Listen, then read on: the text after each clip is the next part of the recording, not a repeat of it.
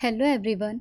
आज की वीडियो है बीए प्रोग्राम 6 सेमेस्टर वाले स्टूडेंट्स के लिए। इस वीडियो के अंदर हम संघर्ष और शांति निर्माण यानी कि कॉन्फ्लिक्ट एंड पीस बिल्डिंग को डिस्कस करेंगे। इस वीडियो के अंदर जो भी क्वेश्चन आपके एग्जाम के पर्पज से इम्पोर्टेंट है उन सभी को कवर अप किया है। सो ये वीडियो आपके लिए बहुत ही ज्यादा इम्पोर्टेंट है और इस वीडियो में मैंने हिंदी मीडियम और इंग्लिश मीडियम दोनों मीडियम को कवर किया है। तो ये वीडियो हिंदी मीडियम वाले स्टूडेंट्स और इंग्लिश मीडियम वाले स्टूडेंट्स दोनों के लिए ही बहुत ज्यादा इंपॉर्टेंट है। So without wasting our time हम सबसे पहले अपना सिलेबस देख लेते हैं। तो सिलेबस में फर्स्ट यूनिट है अवधारणा यानी कि कॉन्सेप्ट्स, जिसमें कि 3 पार्ट्स हैं। Understanding conflict, conflict resolution, conflict transformation, conflict management. Then peace building meaning and concept यानी कि संघर्ष की समझ, संघर्ष समाधान, संघर्ष परिवर्तन एवं संघर्ष प्रबंधन। देन नेक्स्ट इज शांति निर्माण संकल्पना और अर्थ। Then unit 2 is dimension of conflict यानी कि संघर्ष के आयाम। अब इसमें हमें सबसे पहले क्या पढ़ना है, इसका ए पार्ट है आइडियोलॉजी यानी कि विचारधारा। Then second part is economic resource sharing conflict यानी कि आर्थिक संसाधन सहभाजन संघर्ष। And next is socio culture conflict, ethnic religious gender based यानी कि सामाजिक सांस्कृतिक संघर्ष, जिसके अंतर हमें जातीय धार्मिक और लिंग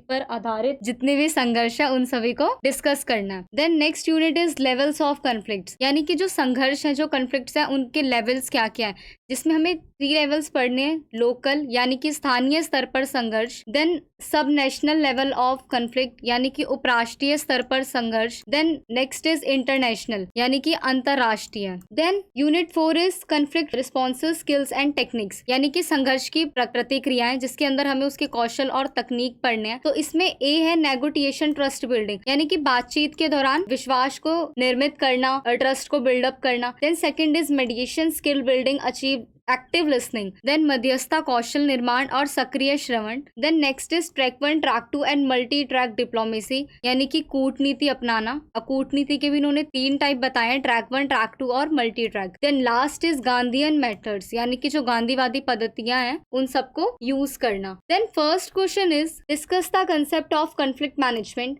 highlight the differences and similarities between conflict resolution and conflict management यानी कि हमें संघर्ष प्रबंधन की अवधारणा पर चर्चा करनी है और संघर्ष समाधान यानी कि उसके निपटान और संघर्ष प्रबंधन दोनों के बीच अंतर भी बताने और समानता भी बतानी यानी कि डिफरेंसेस और सिमिलैरिटीज दोनों को डिस्कस करना है। अगर हम इंट्रो की बात करें कि कॉन्फ्लिक्ट क्या होता है, so conflict can be seen in our day to day life यानी कि जो भी हम संघर्ष है अपने आज के जीवन में देख सकते हैं।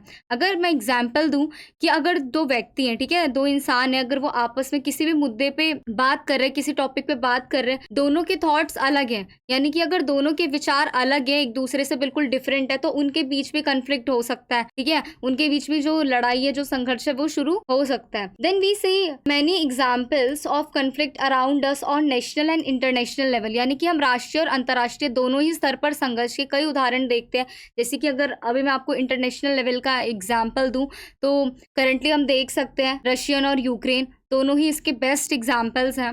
Then this driving force can take many forms, from a physical battle to a clash of wills, but the result is always the same, conflict create tension. यानी कि अगर हम किसी भी संघर्ष की बात करें तो वो शारीरिक लड़ाई से यानी कि मारपीट से लेकर किसी भी इच्छा शक्ति के टकराव तक यानी कि विचारों को लेकर जो चीजें होती हैं, लड़ाई झगड़े होते हैं, डिफरेंसेस होते हैं, सिर्फ उन तक ही संघर्ष नहीं होता, ये शारीरिक लड़ाई से भी होता है। लेकिन आपको पता है चाहे इनके मेथड्स कितने भी अलग हो लेकिन रिजल्ट सबका एक ही रहता है। जो कॉन्फ्लिक्ट है वो हमेशा टेंशन क्रिएट करता है सोसाइटी में। ठीक है, यानी कि जो संघर्ष है वो क्या उत्पन्न करता है, तनाव। Then next is conflict management यानी कि संघर्ष प्रबंधन क्या होता है। अगर हम ऑगनर के अकॉर्डिंग पढ़े तो conflict management is a strategy employed to reduce the frequency of destructive encounters by strengthening the inhibitors to conflict action and avoid triggering of events. According to Ogner, conflict management is aimed at limiting and avoiding violence between 2 parties. ठीक है, तो जो ऑगनर है उन्होंने कहा है कि जो संघर्ष प्रबंधन है वो एक ऐसी राजनीति है जो विनाशकारी मुठभेड़ों यानी कि जो मुठभेड़ होते हैं, जो 2 गुट होते हैं जिनके बीच लड़ाई चल रही होती है, उनके बीच संघर्ष को लेके जो भी संघर्ष के अवरोध है उन्हें क्या करती है, मजबूत करती है ताकि हिंसा अधिक ना हो और ये घटनाओं को विभेदित करने से बचती है। देन इसका उद्देश्य क्या होता है, इसका एक ही एम होता है कि दोनों पक्षों के बीच जो हिंसा है वो बहुत ही कम हो, बिल्कुल सीमित हो या फिर खत्म ही हो जाए। ठीक है, इसीलिए क्या करती है, जो भी हिंसा हो रही है उसके प्रभावों को कम करने के उद्देश्य से संघर्ष के दौरान वो हर एक कार्रवाई करी जाए, जो भी संघर्ष में बातचीत हुई है, नुकसान हुआ है, उन सबको लेके जब ये सब खत्म हो जाता है, रुक जाता है, तो उसके बाद कार्रवाई करना भी शामिल होता है। इससे ये सुनिश्चित होता है कि जो दोनों पक्ष हैं उनमें क्या रहे, एक पीस रहे, यानी कि both parties live in a peace harmony and conduct themselves in a orderly manner, यानी कि वो दोनों शांति के साथ रहे और खुद को एक व्यवस्थित तरीके से संचालित करे, क्योंकि अगर लड़ाई झगड़ा हुआ है तो दोनों का ही नुकसान हुआ होगा, तो फिर उन्हें एक ऑर्डरली मैनर में आने में थोड़ा टाइम लगता है। तो इसीलिए वो ये चाहती है कि एक ये व्यवस्थित तरीके से खुद को संचालित करके रखें। ये था हमारा कन्फ्लिक्ट मैनेजमेंट, किसके अकॉर्डिंग, ऑगोनर के अकॉर्डिंग। देन अगर हम अगेडो की बात करें, अगेडो ने क्या बोला है कन्फ्लिक्ट मैनेजमेंट को लेकर। अकॉर्डिंग टू अगेडो, conflict management is an umbrella term when disagreed three meanings the discriminable, that is a term, an approach and a discipline. As a term, conflict management refers to a process whereby dispute is reduced and therefore brings out a positive change in a behavior. As an approach, it is a systematic method of dealing with the causes, symptoms, dynamics, transformation, contentment, settlement and resolution. यानी कि जो अगेडो वो क्या कहते हैं, वो कहते हैं कि जो संघर्ष प्रबंधन है वो एक व्यापक शब्द है। अब इसके उन्होंने 3 अर्थ बताए हैं। 3 अर्थ क्या क्या थे? टर्म, अप्रोच और डिसिप्लिन, यानी कि शब्द, दृष्टिकोण और अनुशासन। अगर वो शब्द के रूप में बात करें तो फिर संघर्ष प्रबंधन यानी कि जो कन्फ्लिक्ट मैनेजमेंट है वो एक ऐसी प्रोसेस को रेफर करता है जिससे क्या होता है कि जो डिस्प्यूट होता है वो रिड्यूस हो जाता है, यानी कि विवाद कम हो जाता है, और जो इसका व्यवहार है, जो इसका बिहेवियर है, उसमें एक पॉजिटिव चेंज आता है। लेकिन अगर हम वही दृष्टिकोण के रूप में बात करें, अप्रोच के रूप में बात करें, तो फिर वहाँ पे एक सिस्टमैटिक मेथड अपनाया जाता है जिसमें जो संघर्ष है, जो कन्फ्लिक्ट है, उसके कारण, लक्षण, गतिशीलता, जो जो चेंजेस हो रहे हैं, परिवर्तन, रोकथाम के लिए क्या क्या किया जा रहा है, निपटान हुआ है या नहीं हुआ है, इन सबको निपटने का एक तरीका बताया जाता है। देन कन्फ्लिक्ट रिसोल्यूशन क्या होता है, यानी कि जो संघर्ष समाधान है वो क्या होता है। Conflict resolution refers to the process of addressing and resolving disagreements और कन्फ्लिक्ट बिटवीन इंडिविजुअल ग्रुप्स और organization in a constructive and peaceful manner. ठीक है, तो जो संघर्ष होता है वो एक रचनात्मक और शांतिपूर्ण तरीके से व्यक्तियों, समूहों और संगठनों के बीच जो भी संघर्ष हो रहा है उसको हल करने की प्रक्रिया बताता है। इसमें एक समाधान या फिर समझौता होता है जो शामिल सभी पक्षों की जरूरतों और हितों को पूरा करता है।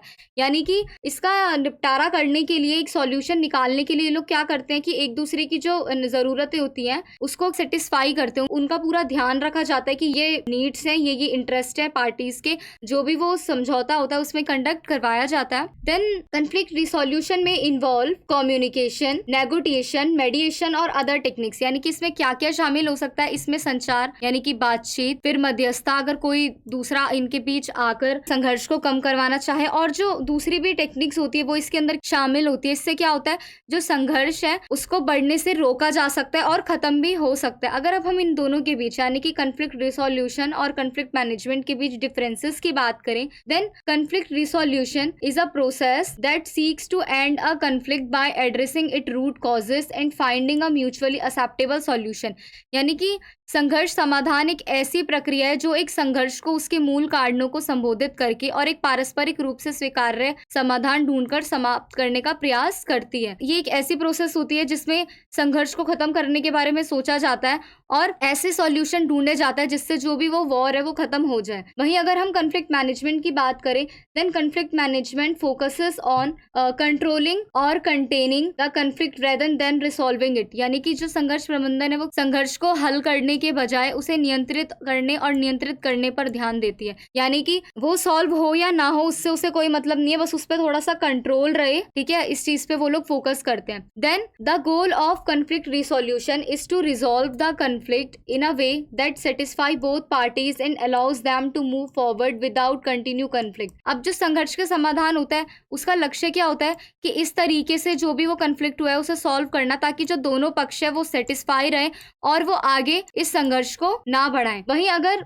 कन्फ्लिक्ट मैनेजमेंट के गोल की बात करें तो the goal of conflict management is to minimize the negative impact of the conflict and prevent it from escalating और बिकमिंग मोर डिस्ट्रक्टिव। यानी कि संघर्ष प्रबंधन का लक्ष्य क्या होता है, जो भी संघर्ष से जो भी उस कन्फ्लिक्ट के नेगेटिव इम्पैक्ट्स पड़ रहे हैं, नकारात्मक प्रभाव पड़ रहे हैं, उनको कम करना और उसको बढ़ने से या फिर अधिक विनाशकारी बनने से रोकना ताकि उससे ज्यादा डिस्ट्रक्टिवनेस ना हो। Then next is conflict resolution may involve negotiation, mediation or other forms of problem solving techniques to reach a solution that is acceptable to all parties involved। यानी कि संघर्ष के समाधान में क्या क्या शामिल होते हैं, सभी पक्षों के लिए समाधान होते हैं, ठीक है। उसमें क्या क्या होता है, बातचीत कर सकते हैं, मध्यस्थता कर सकते हैं, उसको उन समस्याओं का समाधान कैसे करें इस बात पे बातचीत कर सकते हैं, और जो भी टेक्निक्स है उन्हें अपना सकते हैं जिससे कि जो कन्फ्लिक्ट है वो रिसॉल्व हो जाए। देन कन्फ्लिक्ट मैनेजमेंट टेक्निक्स में include creating rules and guidelines for behaviour, promoting effective communication and finding ways to reduce tension and stress among the parties involve. अब इसका क्या होता है बिहेवियर, ये नियम और दिशा निर्देश बनाती है, ठीक है, रूल्स और रेगुलेशन बनाती है, गाइडलाइंस को क्रिएट करती है और कम्युनिकेशन को बढ़ावा देती है, संचार को बढ़ावा देती है, और जो भी इसमें शामिल पक्ष है यानी कि उस कन्फ्लिक्ट के अंदर जितने सामाजिक भी पक्ष हैं उन सबके बीच तनाव को कम करने के लिए तरीके बताती है, टेक्निक्स को खोजती है। अगर इनके बीच हम समानताएं की बात करें, यानी कि अगर हम बात करें सिमिलैरिटीज की कि दोनों के बीच संघर्ष समाधान और प्रबंधन के बीच क्या समानताएं हैं, इनके बीच क्या सिमिलैरिटीज हैं। देन फर्स्ट ऑफ ऑल लक्ष्य उन्मुख यानी कि गोल ओरिएंटेड। दोनों का जो लक्ष्य होता है वो क्या होता है, दोनों का एक ही गोल होता है, चाहे वो कन्फ्लिक्ट सॉल्यूशन हो चाहे मैनेजमेंट हो, दोनों का जो गोल प्रोसेस है वो एक ही है। उसमें दोनों को क्या करना होता है कि किसी भी तरीके से जो कन्फ्लिक्ट है उसे एलिमिनेट करना होता है और रिलेशनशिप को इम्प्रूव करना होता है दोनों पार्टीज के बीच, ठीक है। इसका उद्देश्य ये होता है कि जो भी वो कन्फ्लिक्ट है वो खत्म हो जाए, वो समाप्त हो जाए, या फिर पार्टीज हैं जो दोनों उनके बीच क्या हो जाए, जो भी रिलेशनशिप है उसमें थोड़ा सी इंप्रूवमेंट आ जाए। देन नेक्स्ट इज संचार यानी कि कम्युनिकेशन। अब कम्युनिकेशन कैसी होती है, कम्युनिकेशन भी दोनों में ही एकदम क्रूशियल रोल प्ले करती है। कैसे, अगर खुली बातचीत होगी स्पष्ट रूप से यानी कि क्लियर एंड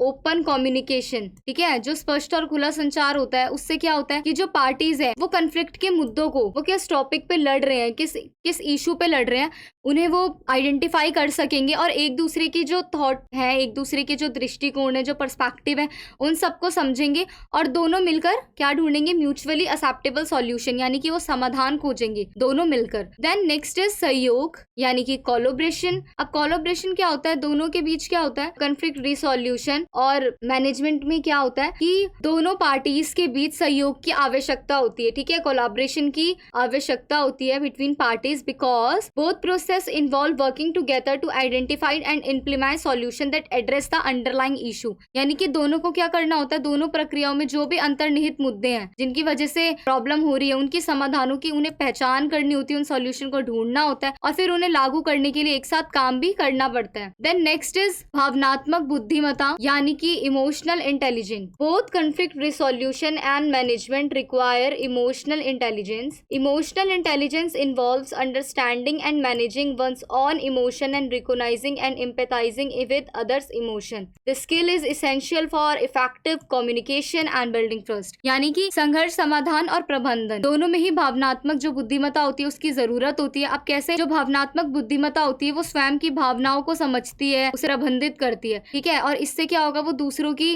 भावनाओं को अगर पहचानेगी, उनके साथ सहानुभूति रखेगी, तो इससे क्या होगा, संचार के माध्यम से दोनों के बीच जो ट्रस्ट ऑफ बिल्डिंग है उसका निर्माण होगा और ये बहुत ही ज्यादा स्किल नीड है जो होनी चाहिए। देन अडेप्टिवली अनुकूलनशीलता, ठीक है, अडेप्टिबिलिटी क्या होता है, conflict resolution and management require adaptability, ठीक है, चाहे वो संघर्ष समाधान हो या फिर प्रबंधन हो, दोनों के लिए अनुकूलता की क्या होती है, जरूरत होती है। ऐसे ही कोई भी न्यू इन्फॉर्मेशन या चैलेंजेस राइज होते हैं दोनों पार्टीज के बीच, तो दोनों पार्टीज उनके सॉल्यूशन को ढूंढती है और जो उनके पर्सपेक्टिव है उन्हें थोड़ा सा चेंज करती है और वो रेडी रहती है किसी भी नई स्ट्रेटेजी के लिए। देन नेक्स्ट इज नेगोटिएशन यानी कि बातचीत। बातचीत का भी दोनों में मेन ही रोल है क्योंकि जो पार्टीज है उन्हें समझौता करने के लिए, ठीक है, parties must be willing to make compromises यानी कि उन्हें कॉम्प्रोमाइज करने के लिए जब भी सॉल्यूशन मिले उसको तुरंत ही एक्सेप्ट करने के लिए रेडी होना चाहिए। Then at last in conclusion we can say that key conflict management also parties to continue to work together even in the face of conflict while conflict resolution will seek to eliminate or mitigate the conflict। यानी कि जो संघर्ष प्रबंधन पार्टियां होती हैं संघर्ष की स्थिति में भी वो एक साथ काम करने की उन्हें अनुमति देता है, जबकि जो संघर्ष समाधान होता है वो संघर्ष को क्या करेगा, खत्म करने की या फिर उसे कम करने की तलाश में रहेगा।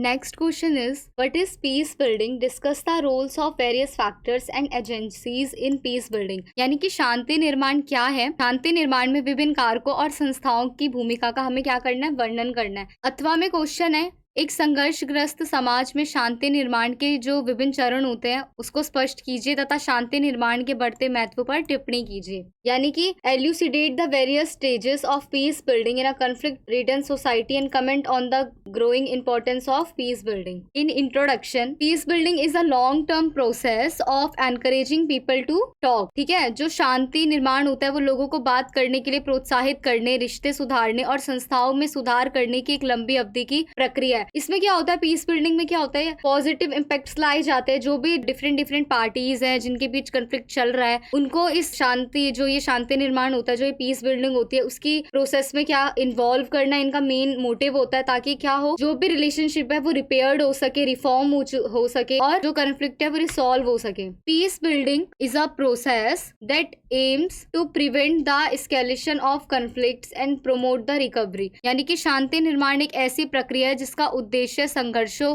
बढ़ने से रोकना होता है। ठीक है, ये तो चाहते हैं कि जो कंफ्लिक्ट है उसमें रिकवरी हो जाए। ठीक है, लेकिन उसके साथ साथ क्या चाहते हैं कि जो डेवलपमेंट है सोसाइटी का वो भी हो, स्टेबिलिटी यानी कि स्थिरता बनी रहे। और इसीलिए इसके जो विभिन्न चरण है उनमें क्या होता है, जो इसके डिफरेंट फैक्टर्स है, एजेंसीज है, वो एक महत्वपूर्ण भूमिका निभाती है। जैसे कि फर्स्ट ही है पॉलिटिकल लीडरशिप, यानी कि राजनीतिक नेतृत्व। अब political leadership plays a crucial role in peace building as political leaders as are responsible for creating and implementing policies that promote peace and reconciliation. यानी कि जो राजनीतिक नेतृत्व होता है वो शांति निर्माण में बहुत ही महत्वपूर्ण भूमिका निभाता है, क्योंकि जो भी राजनीतिक नेता होते हैं वो शांति को और सुलह को बढ़ावा देने के लिए नीतियां बनाते हैं, उन्हें लागू करते हैं उन नीतियों को, ताकि क्या हो सके, जो भी संघर्ष है वो हल हो सके, शांति समझौतों पर बातचीत हो सके और संघर्ष के बाद दोबारा उस सोसाइटी की रिकवरी हो सके, उसका पुनर्निर्माण हो सके। Then next is civil society, जिसे हम नागरिक समाज कहते हैं। Civil society organized such as non-governmental organization,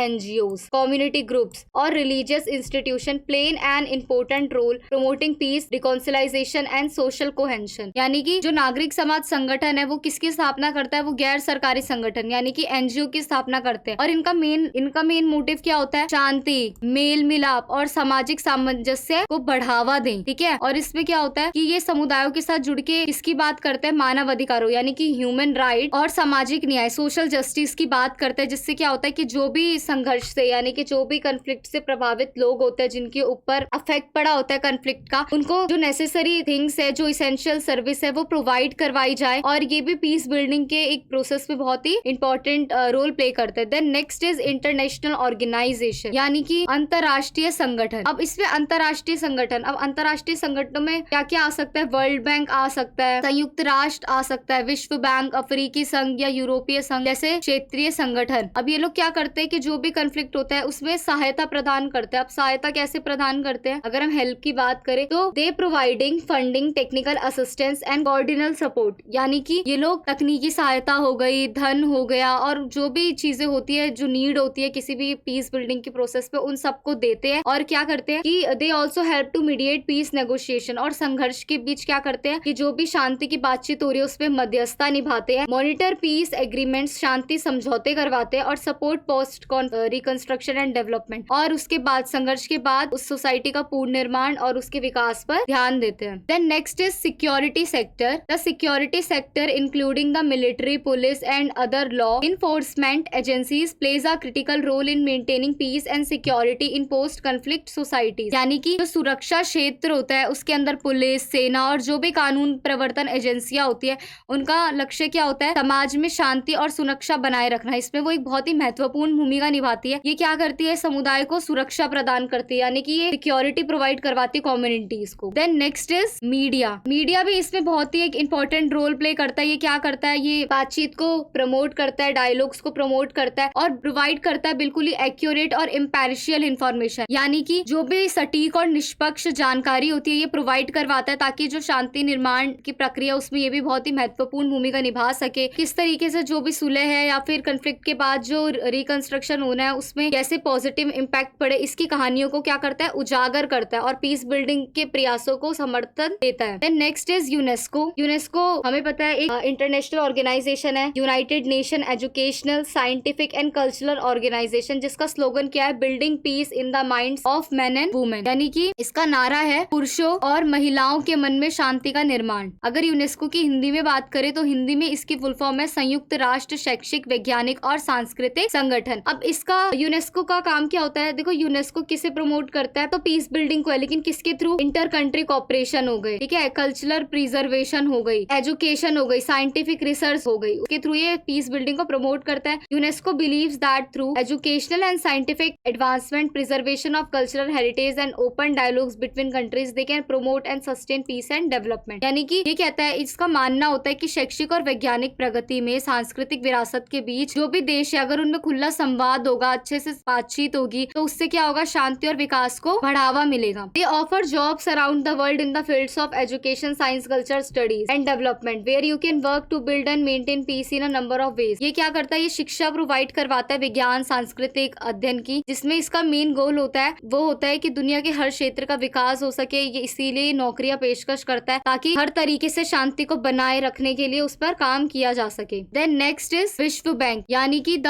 world bank. अब ये भी इन्वॉल्व होता है इसकी डेवलपमेंट प्रोसेस में। क्यों? क्योंकि इसके अंदर दुनिया भर के कई देश शामिल है। ये शांति निर्माण का आकलन करते हैं, ठीक है, यानी कि वो जो भी पीस बिल्डिंग की जो भी स्ट्रेटेजीज और प्रैक्टिसेस होती है उनको मतलब देखते हैं, सेटिस्फाई होते हैं उनसे कि ये ठीक है या नहीं। उसके बाद किस तरीके से जो भी कंफ्लिक्ट होगा तो उसका पुनर्निर्माण होगा, का क्या क्या इम्पैक्ट पड़ेगा, उसकी जो टेक्निक्स है, उसकी जो उपाय है, उन सबको बताते हैं। और जो भी विश्व बैंक के माध्यम से, ठीक है, जो भी इसकी पीस बिल्डिंग में काम करना चाहते हैं तो वर्ल्ड बैंक उन्हें भी क्या करता है? जॉब ऑफर करता है, एक वैरायटी ऑफ जॉब, जिसमें क्या क्या इंक्लूड होता है? Programme management, consulting, social protection, governance and operation and other peace building related programmes and activities. जिसमें क्या क्या इंक्लूड होता है? कार्यक्रम प्रबंधन, परामर्श, सामाजिक सुरक्षा, शासन और संचालन, शांति निर्माण और भी कई अन्य कार्यक्रम। इन सब की नौकरियां वो लोगों को प्रोवाइड करवाता है। अब हम अगर बात करें पीस बिल्डिंग के प्रोसेस की, जिसको सेवरल स्टेजेस में बांटा गया, यानी कि शांति निर्माण की प्रक्रिया के कई चरण होते हैं, जिसमें फर्स्ट है संघर्ष विश्लेषण, यानी कि conflict analysis. This stage evolves understanding the root causes of the conflict, this the parties involve and the impact of conflict on the society. इस चरण में क्या होता है? संघर्ष के जो रीजंस है, जो मूल कारण है, इसमें कौन कौन सा पक्ष शामिल है और समाज पर इसका कितना प्रभाव पड़ा है, इसको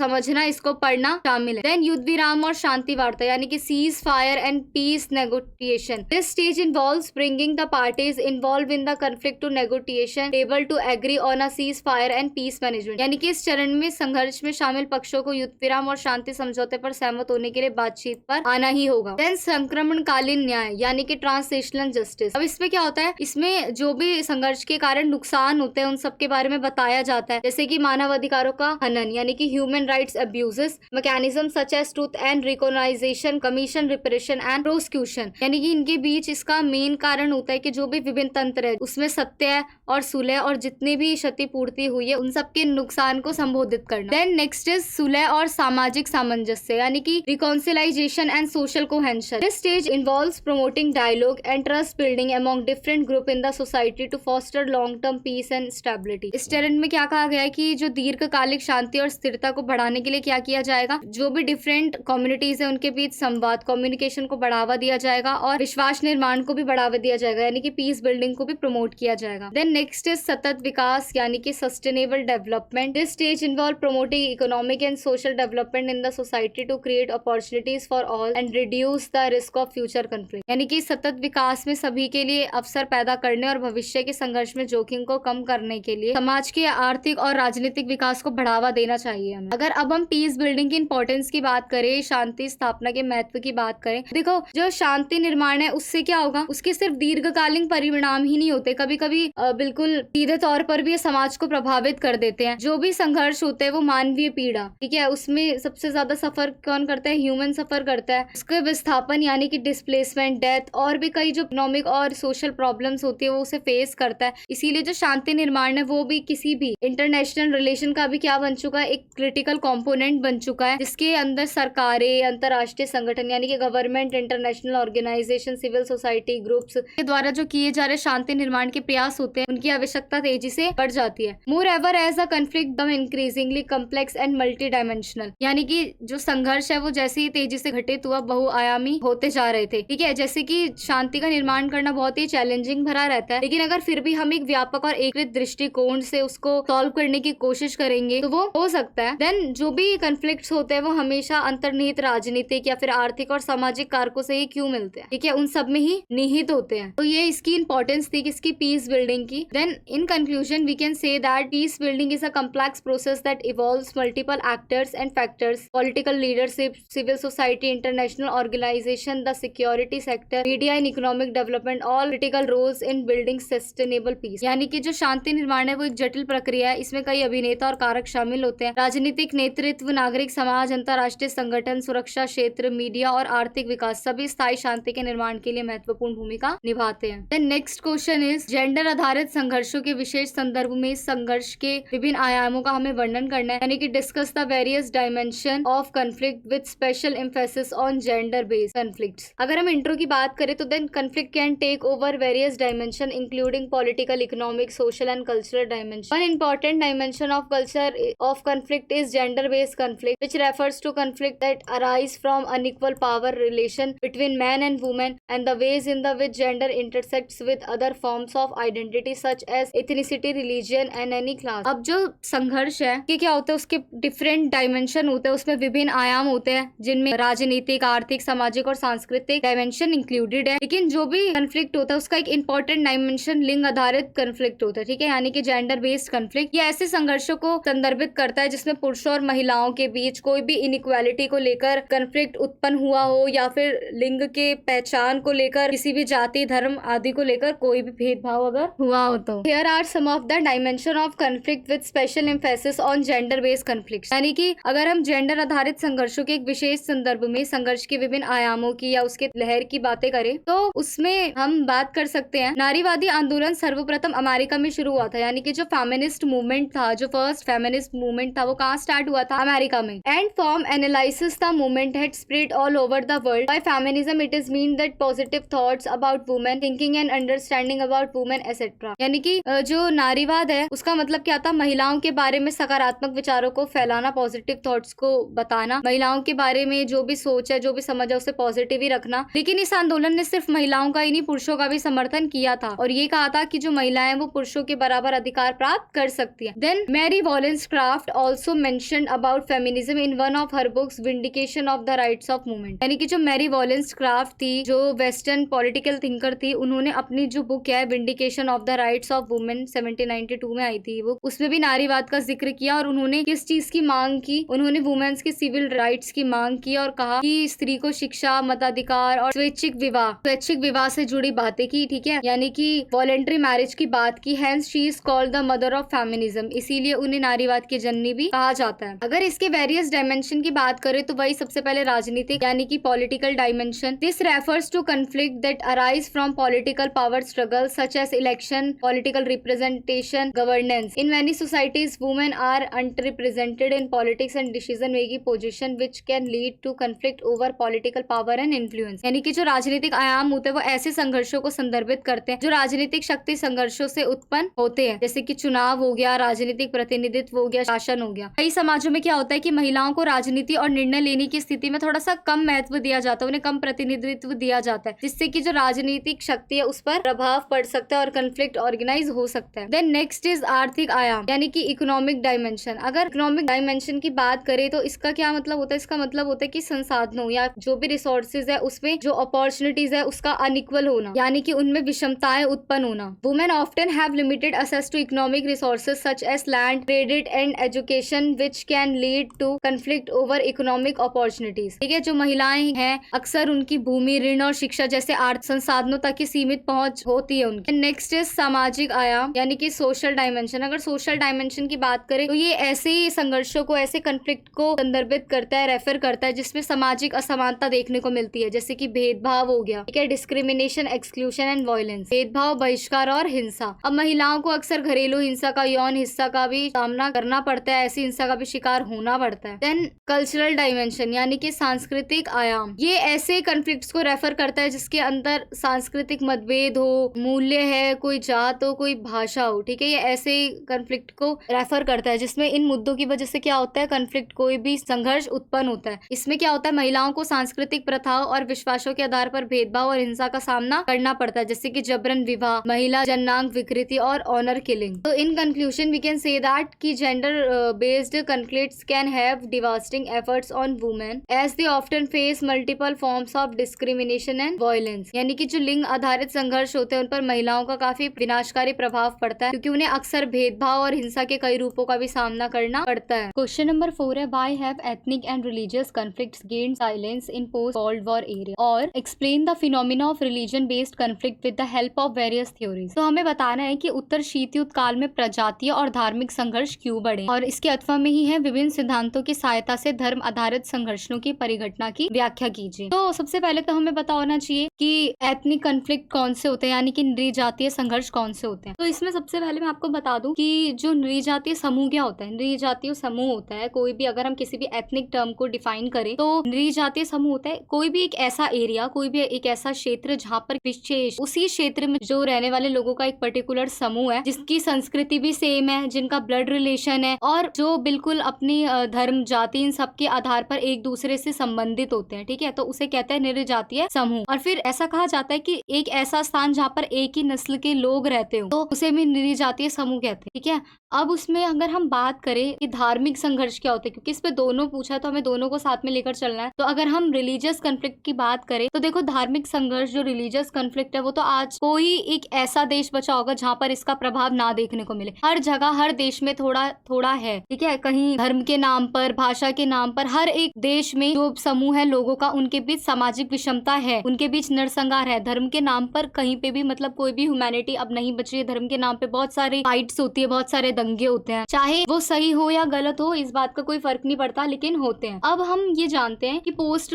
शीत युद्ध के बाद का जो युग था, यानी कि जो 1980 के दशक का अंत और 1990 के दशक की जो शुरुआत थी, इसके बीच जातीय और धार्मिक संघर्षों में किस प्रकार से वृद्धि हुई। ठीक है, the post cold war area which began in the late 90s, 18 and early 1990s was marked by a significant increase in ethnic and religious conflict around the world। तो सबसे पहले अगर इसमें हम बात करें एंड ऑफ बायोपोलैरिटी, यानी कि दो ध्रुवीयता का अंत। अब शीत युद्ध की समाप्ति हो गई थी, उस समय दो महाशक्तियां थी, संयुक्त राज्य अमेरिका और सोवियत संघ। तो जैसे ही सोवियत संघ का पतन हुआ, दुनिया में कोई दो महाशक्ति नहीं रह गई, एक ही महाशक्ति पैदा थी, जो कि क्या हुई, संयुक्त राष्ट्र अमेरिका। ठीक है, इन्होंने ही अपनी पहचान और हितों के लिए काम करना शुरू करा। Then next is globalisation. Globalisation ने भी बहुत इस पे प्रभाव डाला, यानी कि वैश्वीकरण ने भी, क्योंकि शीत युद्ध के बाद का जो युग था, ठीक है, उस समय जो वैश्वीकरण है उसका प्रसार बहुत ही ज्यादा तेजी से हुआ। इससे जो इकोनॉमिक और जो कल्चरल इंडिपेंडेंस थी, उसकी डिपेंडेंसी एक दूसरे नेशंस पे बढ़ी। और इसमें क्या हुआ, इस प्रक्रिया ने विजेताओं को और हारे लोग दोनों को बनाया। दोनों जातीय, चाहे वो जातीय धर्म हो चाहे वो धार्मिक समूह, दोनों ने ये महसूस किया कि वैश्विक आर्थिक ताकत द्वारा उन्हें पीछे छोड़ दिया गया, या फिर उनके साथ क्या हो रहा है, उनका शोषण किया जा रहा है। वहीं अगर हम बात करें तो नेशनलिज्म ने भी इसमें मेन रोल प्ले किया था। सोवियत संघ का जब पतन हुआ, ठीक है, जब सोवियत संघ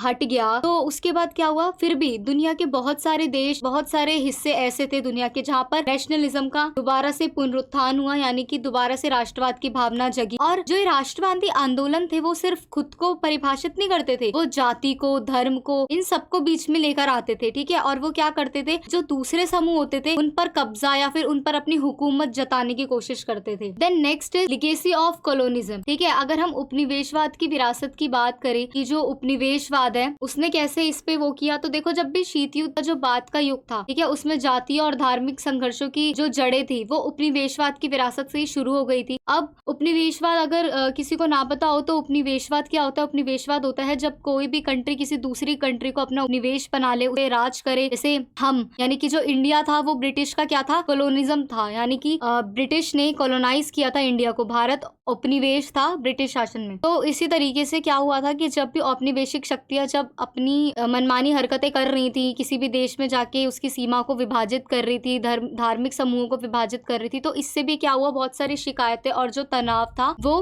पैदा हो गया। Next is the phenomenon of religion based conflict has been studies by various scholars and theorist from different disciplines. Here are some of theories that explain this phenomena. यानी कि अब हम विभिन्न सिद्धांतों की सहायता से जो धर्म पर आधारित जो संघर्ष होते हैं उनकी क्या करेंगे, व्याख्या करेंगे। तो इसमें सबसे पहले क्या है, इसेंशियलिज्म थ्योरी। तो इसेंशियलिज्म थ्योरी, जिसे हम हिंदी में अनिवार्यता सिद्धांत भी कहते हैं, इसके अंतर्गत क्या होता है कि ये जो सिद्धांत होता है, यानी कि जो ये थ्योरी होती है, वो एक ऐसा तर्क देती है कि जो धर्म है वो मानव पहचान का एक अपरिवार्य और अपरिवर्तनीय पहलू है। यानी कि वो एक जो रिलीजन है वो बहुत ही इसेंशियल और अनचेंजिंग एस्पेक्ट है किसी भी ह्यूमन आइडेंटिटी का, जो व्यक्तियों के विश्वासों को, यानी कि उनके बिलीव्स को, उनकी वैल्यू और उनके बिहेवियर, यानी कि उनके व्यवहार को क्या करता है, एक न्यू शेप देता है, एक नया आकार देता है। और इस सिद्धांत के अनुसार क्या होता है कि संघर्ष तब उत्पन्न होता है जब विभिन्न धार्मिक समूह क्या करते हैं, आपस में संपर्क में आते हैं, कांटेक्ट में आते हैं, और फिर जो उनकी डिफरेंसेस होते हैं उनके, ठीक है, हर धर्म के कुछ मूलभूत मतभेद होते हैं ना, तो वो जो मतभेद होते हैं जब वो आपस में टकराते हैं तो उसके अकॉर्डिंग क्या होता है, इनके बीच में क्लैशेस हो जाते हैं। Then next is social construction theory. ठीक है, अगर हम सोशल कंस्ट्रक्शन यानी कि सामाजिक निर्माण सिद्धांत की बात करें, so this theory argues that religion is a socially constructed concept which various across time and place. According to this theory conflicts arise not because of essential differences between religions but because of the ways in which different groups construct and interpret religious ideas and symbol। तो सामाजिक निर्माण का जो सिद्धांत होता है वो क्या तर्क देता है, वो एक तर्क देता है कि जो धर्म है वो सामाजिक रूप से निर्मित एक ऐसी अवधारणा है जो समय और स्थान के साथ क्या करती है, बदलती रहती है। और इस थ्योरी के अकॉर्डिंग वो ये कहना चाहता है कि जो संघर्ष है वो धर्म के बीच जितनी भी भिन्नताएं होती है, जो डिफरेंसेस होते हैं, उनके कारण संघर्ष नहीं होते, बल्कि जो तरीके होते हैं ना, जो टाइप्स होते हैं, हर रिलीजियस के कुछ टाइप्स होते हैं, उनके कारण क्या होता है, कन्फ्लिक्ट होते हैं। Then next is identity theory. ठीक है, यानी कि जो पहचान का सिद्धांत है वो क्या कहता है, पहचान का सिद्धांत यानी कि जो आइडेंटिटी थ्योरी है वो ये बताती है कि जब भी संघर्ष उत्पन्न होता है, जब भी कोई कन्फ्लिक्ट शुरू, जब किसी भी एक धर्म के लोगों को क्या लगे कि उनकी पहचान को खतरा है, ठीक है, जैसे कि जो अल्पसंख्यक होते हैं उन्हें लगता ही है कि हम यहाँ पे कम है तो हमारे साथ जो बहुसंख्यक लोग हैं वो गलत कर सकते हैं, हमारा धर्म परिवर्तन करवा सकते हैं। ठीक है, ऐसा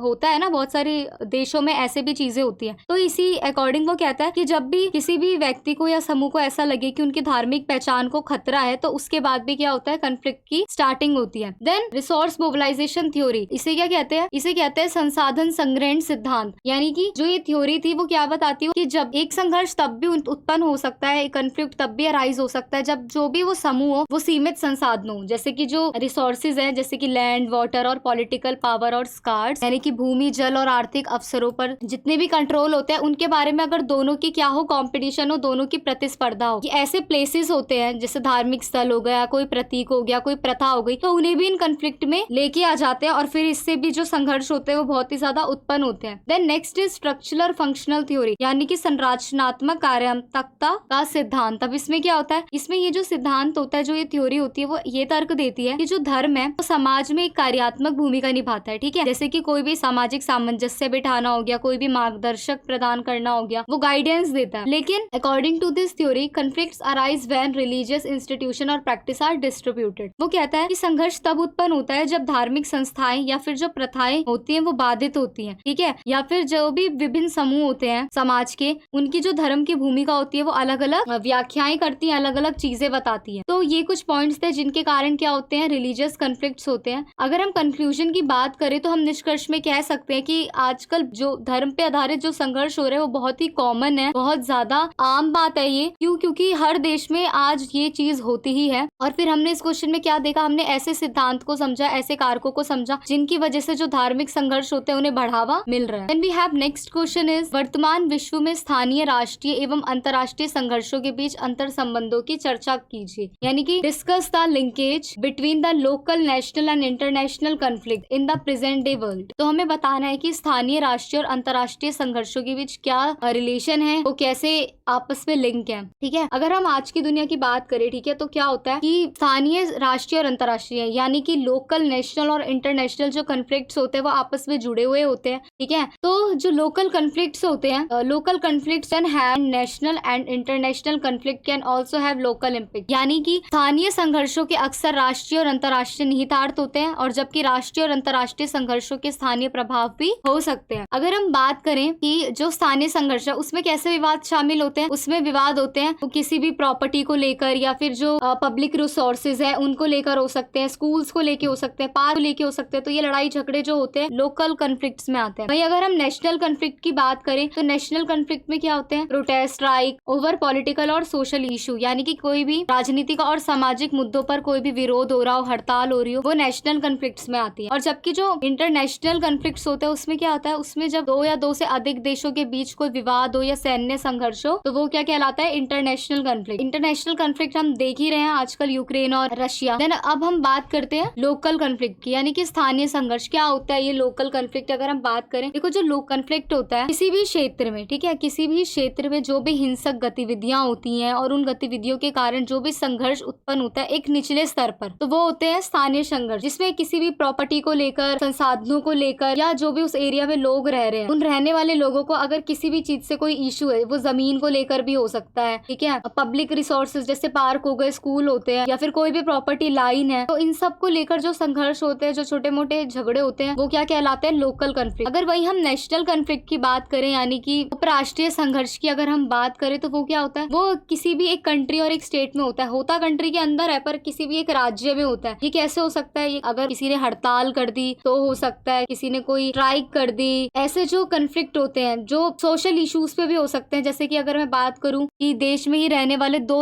अलग अलग धर्म के लोग अगर आपस में लड़ाई झगड़ा कर ले, या फिर किसी जेंडर को लेके कोई इशू हो जाए, तो वो होता है नेशनल कन्फ्लिक्ट, जो देश के अंदर ही जिनमें संघर्ष होता है। वहीं अगर हम बात करें इंटरनेशनल कन्फ्लिक्ट्स की, ठीक है, कि इंटरनेशनल क्या होता है, ये एक ऐसी घटना होती है या फिर एक ऐसा कन्फ्लिक्ट होता है जिसमें एक देश नहीं, दो या दो से अधिक देश में क्या होते हैं, शामिल हो सकते हैं। इसमें जो युद्ध होता है उसमें बहुत सारे नेगेटिव इम्पैक्ट्स भी पड़ते हैं, ठीक है। ये किस चीज को लेकर हो सकता है, ये टेरिटरी यानी कि आतंकवाद को लेकर हो सकता है, संसाधनों को लेकर हो सकता है, जो भी सांस्कृतिक विभिन्नताएं होती हैं उनको लेकर हो सकता है, यानी कि ट्रेड वॉर हो सकती है। तो ये होते हैं अंतरराष्ट्रीय संघर्ष, जो क्या करते हैं, जो किसी भी एक देश के बीच नहीं, जो 2, 3, 4 क्या पता 4, 5 देशों के बीच जो लड़ाई झगड़े होती है, उन्हें कहते हैं हम अंतरराष्ट्रीय संघर्ष, यानी कि इंटरनेशनल कन्फ्लिक्ट। उसके बाद अगर हम इनके तीनों के बीच अगर हम लिंक की बात करें, जैसे स्थानीय, राष्ट्रीय और अंतरराष्ट्रीय संबंधों के बीच संबंध, यानी कि linkage between the local, national and international conflict की अगर हम बात करें, तो देखो इसमें फर्स्ट है local conflicts can escalate into national और इंटरनेशनल कन्फ्लिक्ट, यानी कि जो स्थानीय संघर्ष है वो राष्ट्रीय संघर्षों को भी बढ़ा सकते हैं। अब कैसे, देखो जो भी लोकल कन्फ्लिक्ट शुरू होगा वो छोटे से डिस्प्यूट पे होगा, किसी छोटी सी बात पे होगा, चाहे वो संसाधन को लेकर हो या फिर टेरिटरी को लेकर हो, सीमा क्षेत्र को लेकर, ठीक है। लेकिन जब ये फैल जाता है और अलग अलग ग्रुपों में बट जाता है, तो ये एक नेशन में भी फैल जाता है। जैसे कि अगर एग्जांपल की बात करूं, the civil war in Syria started as a series of protest against the government. तो सीरिया का सिविल वॉर जब शुरू हुआ था तो वो उन्होंने किस लिए किया था, अपनी गवर्नमेंट के खिलाफ जाके प्रोटेस्ट किया था, लेकिन ये जल्दी ही पूरे उसमें फैल गया और इसने बहुत सारी रीजनल और ग्लोबल पावर्स को के अंदर क्या कर लिया, इन्वॉल्व कर लिया। Then next is national conflict can have international consequences, यानी कि जो राष्ट्रीय संघर्ष है वो अंतरराष्ट्रीय संघर्षों में फैल सकते हैं। कैसे, अगर गृह युद्ध हो गया या फिर आतंकवाद है या फिर कोई भी शरणार्थी संकट है, तो क्या होगा, ये जो सारे कन्फ्लिक्ट होते हैं वो पड़ोसी देशों में भी फैल जाते हैं और फिर इसीलिए ये इंटरनेशनल कन्फ्लिक्ट बन जाते हैं। Then next is international conflicts can impact local communities, यानी कि जो अंतरराष्ट्रीय संघर्ष होते हैं वो स्थानीय संघर्षों को या फिर राष्ट्रीय संघर्षों को किस प्रकार से प्रभावित करते हैं। कोई भी अगर ट्रेड को लेके कोई डिस्प्यूट हुआ है, इकोनॉमी को लेकर कोई बात हुई है, या फिर कोई भी सैन्य हस्तक्षेप है, ठीक है, जिसका गुस्सा स्थानीय और राष्ट्रीय दोनों को बढ़ावा देने का काम करता है, तो इससे जो अंतरराष्ट्रीय संघर्ष होते हैं वो इसमें कन्वर्ट हो जाते हैं। जैसे कि अगर कॉन्फ्लिक्ट ऑफ यमन की बात करें तो ये एक ह्यूमैनिटेरियन क्राइसिस पर हुआ था, जिसमें बहुत सारे मिलियंस लोगों को फूड की प्रॉब्लम और विस्थापन की समस्या क्या हुई थी देखने को मिली थी। तो ये इनके बीच संबंध है। अगर हम बात करें कि आज प्रेजेंट डे में कैसे मतलब इन तीनों के क्या क्या कन्फ्लिक्ट चल रहे हैं, लोकल, नेशनल और इंटरनेशनल की, तो सबसे पहले आता है लोकल कन्फ्लिक्ट यानी कि स्थानीय संघर्ष। अभी रिसेंटली हमें पता है कि तालिबान ने अफगानिस्तान की पूरी कंट्री पर क्या कर लिया, कंट्रोल कर लिया है, ठीक है, और वहाँ पे बहुत हिंसा की जा रही है, बहुत ही इंस्टेबिलिटी, अस्थिरता फैली हुई है। ये लोकल कन्फ्लिक्ट का बेस्ट एग्जांपल है। उसके बाद हम सीरिया का भी एग्जांपल ले सकते हैं, क्योंकि वहाँ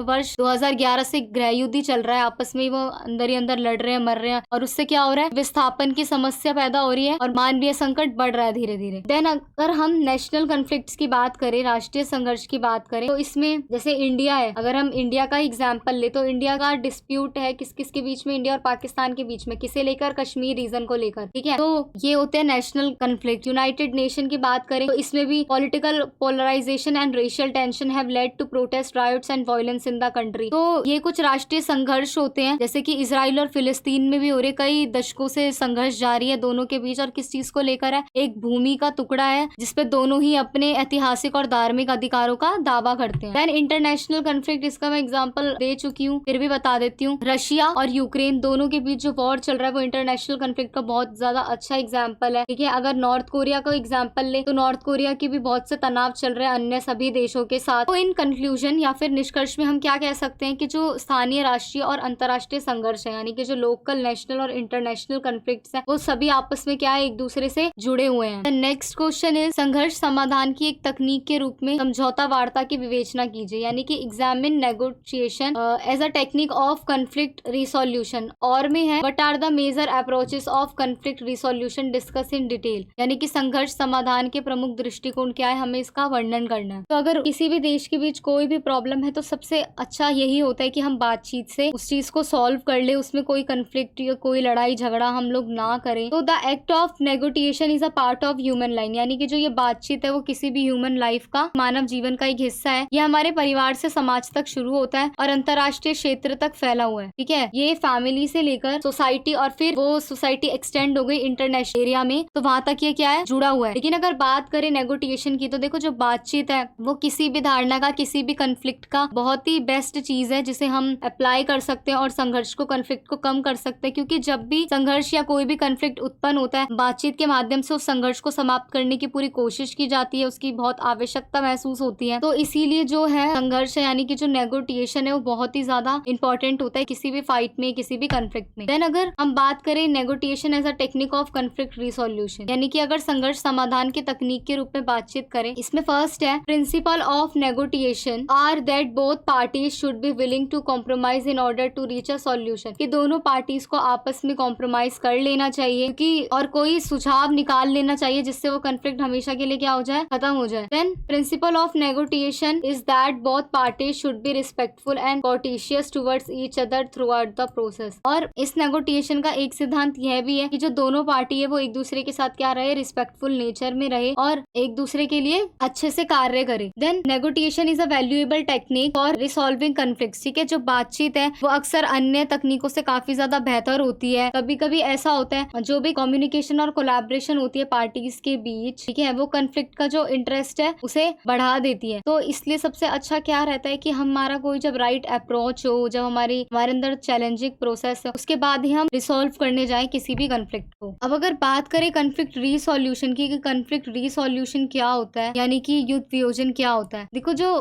कॉन्फ्लिक्ट रिसोल्यूशन होता है वो रेफर करता है किसी ऐसी प्रोसेस को finding a peaceful and mutually acceptable solution to disagreement और डिस्प्यूट बिटवीन इंडिविजुअल्स और ग्रुप, यानी कि जो संघर्ष समाधान है व्यक्ति या फिर किसी भी समूह के बीच असहमति या फिर विवाद का शांतिपूर्ण और पारस्परिक रूप से जो भी समाधान है उसको खोजने में मदद के लिए या फिर उसको खोजने की प्रक्रिया को क्या करता है, संदर्भित करता है। इससे क्या होता है, जो भी संघर्ष की रीजन है, मेन कारण है जो, वो हमें क्या होता है पता चल जाती है और किसी भी कॉन्फ्लिक्ट पे बातचीत करने से उस कॉन्फ्लिक्ट को कैसे खत्म करना है या फिर उसमें क्या चीजें करनी है, इस बारे में हम बात करते हैं। अगर हम बात करें वेरियस अप्रोचेस की जो भी कॉन्फ्लिक्ट रिसोल्यूशन में होती है, उसके अंदर क्या क्या होता है, नेगोटिएशन में बता चुकी हूँ, बातचीत, ठीक है, बातचीत होना बहुत ही ज्यादा जरूरी है किसी भी संघर्ष को खत्म करने के लिए, यानी कि नेगोटिएशन बहुत ज्यादा जरूरी होता है। उसके बाद होता है मीडिएटेशन यानी कि मध्यस्थता। इसमें क्या होता है कि अगर दो गुटों के बीच कोई तीसरा पक्ष ऐसा है जो समाधान तक पहुंचने में पार्टियों की सहायता करे तो वो मीडिएटर होता है, यानी कि मध्यस्थता की भूमिका निभाता है। वो क्या करता है, दोनों पार्टियों के बीच कम्युनिकेट करता है और उन्हें समझाकर संघर्ष को खत्म करवाता है। Then next is arbitration. इसमें क्या होता है, वही involvement of neutral third party जो दोनों के आर्ग्यूमेंट्स को सुनती है और एक फाइनल डिसीजन रेडी कर देती है। देन सहयोगात्मक समस्या समाधान यानी कि कोलैबोरेटिव प्रॉब्लम सॉल्विंग। इसमें क्या होता है, एक इस दृष्टिकोण के अंतर्गत हमें एक ऐसा समाधान, एक ऐसे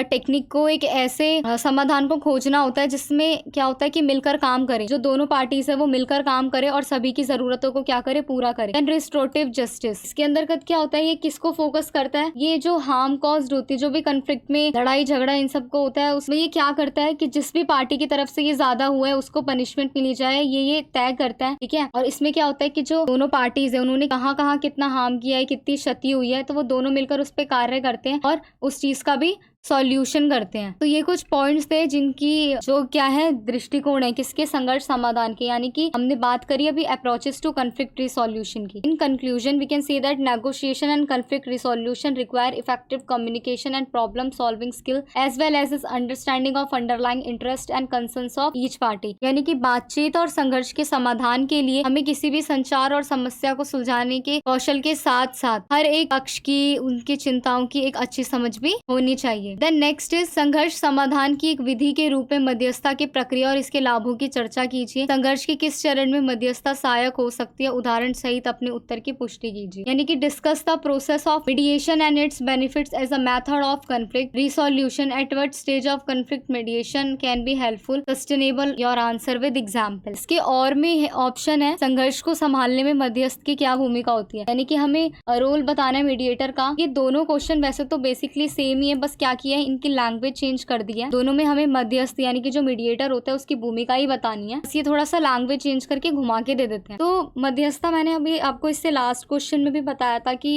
एक ऐसी भूमिका होती है जिसमें अगर दो पार्टियों के बीच कोई कंफ्लिक्ट चल रहा है, कोई लड़ाई झगड़ा चल रहा है, तो वो तीसरी पार्टी मीडिएटर बन के जाए और दोनों के बीच बातचीत करा के, नेगोटिएशन करवा के उनके बीच जो डिस्प्यूट, जो कंफ्लिक्ट चल रहा है उसे क्या करे, खत्म करे। ठीक है, ये होता है मीडिएटर यानी कि जो मध्यस्थता की भूमिका निभाता है। देन अगर हम प्रोसेस की बात करें कि the process of mediation typically involves the following step, यानी कि जो मध्यस्थता की प्रक्रिया उसमें आमतौर पर कुछ निम्नलिखित चरण होते हैं। अब इसमें फर्स्ट है मध्यस्थता करने का समझौता। ठीक है, सबसे पहले जो मीडिएटर है उसे क्या करना चाहिए, हर एक पार्टी से अलग अलग जाके, इंडिविजुअली जाके मिलना चाहिए और दोनों से जो भी कंफ्लिक्ट चल रहा है उनके बारे में क्या करना चाहिए, इंफॉर्मेशन लेनी चाहिए। ठीक है, एंड जॉइंट सेशन यानी कि उसे क्या करना चाहिए, दोनों पार्टीज को साथ में लाना चाहिए, एक जॉइंट सेशन कराना चाहिए, रूल्स बताने चाहिए और जो भी उन दोनों के बीच इश्यूज चल रहे हैं उन्हें आइडेंटिफाई करने चाहिए ताकि उसके बाद ही एजेंडा बन पाए। प्राइवेट कॉजेज जो होते हैं वो क्या होता है कि जो मीडिएटर है उसे हर एक पार्टी से प्राइवेटली मिलना चाहिए और बहुत ज्यादा इंफॉर्मेशन, जो भी बातें हैं उसका एक क्लियरिफाई उसे मिलना चाहिए, पॉसिबल जो सॉल्यूशन होते हैं वो क्या करे, ढूंढ सके। देन नेगोटिएशन यानी कि बातचीत दोनों में बहुत ही ज्यादा इंपॉर्टेंट है। तो उन्हें क्या करना चाहिए, जो भी उनके बीच में डिस्प्यूट्स चल रहे हैं उसके ऊपर एक लंबी बातचीत करनी चाहिए, अपने ओपिनियंस देने चाहिए और उसके बाद कोई एग्रीमेंट करके इन सारी चीजों को खत्म भी करना चाहिए। देखो एग्रीमेंट, एक नेक्स्ट पॉइंट खुद आ भी गया। एग्रीमेंट क्या होता है, हर एक पार्टी के पास एक एग्रीमेंट होता है जो मीडिएटर के हेल्प से क्या करती है, साइन करती है ताकि दोनों के बीच जो संघर्ष है वो खत्म हो जाए। तो इसी प्रकार से ये जो प्रोसेस है मीडिएशन की वो यही होती है। उसके बाद अगर हम इसके बेनिफिट्स की बात करें तो देखो कॉन्फिडेंटली जो मीडिएशन होता है वो बहुत ही कॉन्फिडेंटली प्रोसेस होता है जिसमें जो पार्टीज होती है वो बिल्कुल फ्रीली बोल पाती है बिना किसी डर के। उसके बाद वॉलेंट्री, ये एक वॉलेंट्री प्रोसेस भी होती है। क्यों? क्योंकि जो पार्टीज है उनका खुद के आउटकम पे क्या होता है, कंट्रोल होता है and they can choose to participate और विड्रॉ एट एनी टाइम। वो किसी भी टाइम इसमें भाग ले सकती है और छोड़ के भी जा सकती है। इसमें क्या होता है कि जो कॉस्ट इफेक्टिव यानी कि mediation is often less expensive that litigation as it does not involve the same cost associate with court fees, attorney fees और जो भी अदर लीगल एक्सपेंसिव होते हैं। ठीक है, तो इससे जो कॉस्ट है उस पर भी काफी इफेक्ट पड़ता है। देन जब भी विवाद होता है तो ये क्या करते हैं, जब इन्हें पता चलता है तो उस पर गोपनीयता बनाए रखते हैं विवाद के संबंध में। उसके बाद प्रिजर्व रिलेशनशिप यानी कि दो पार्टीज है जिनके बीच कंफ्लिक्ट हो रहा है उनके रिलेशनशिप को बचाना और ऐसा रास्ता निकालना कि वो म्यूचुअली एक्सेप्ट कर ले और सॉल्यूशन को मान ले। Then faster resolution, mediation can often to faster resolution of disputes at is not subject to same court schedules and delays that can prolong litigation. Overall mediation can be effective method of conflict resolution that offers numerous benefits over traditional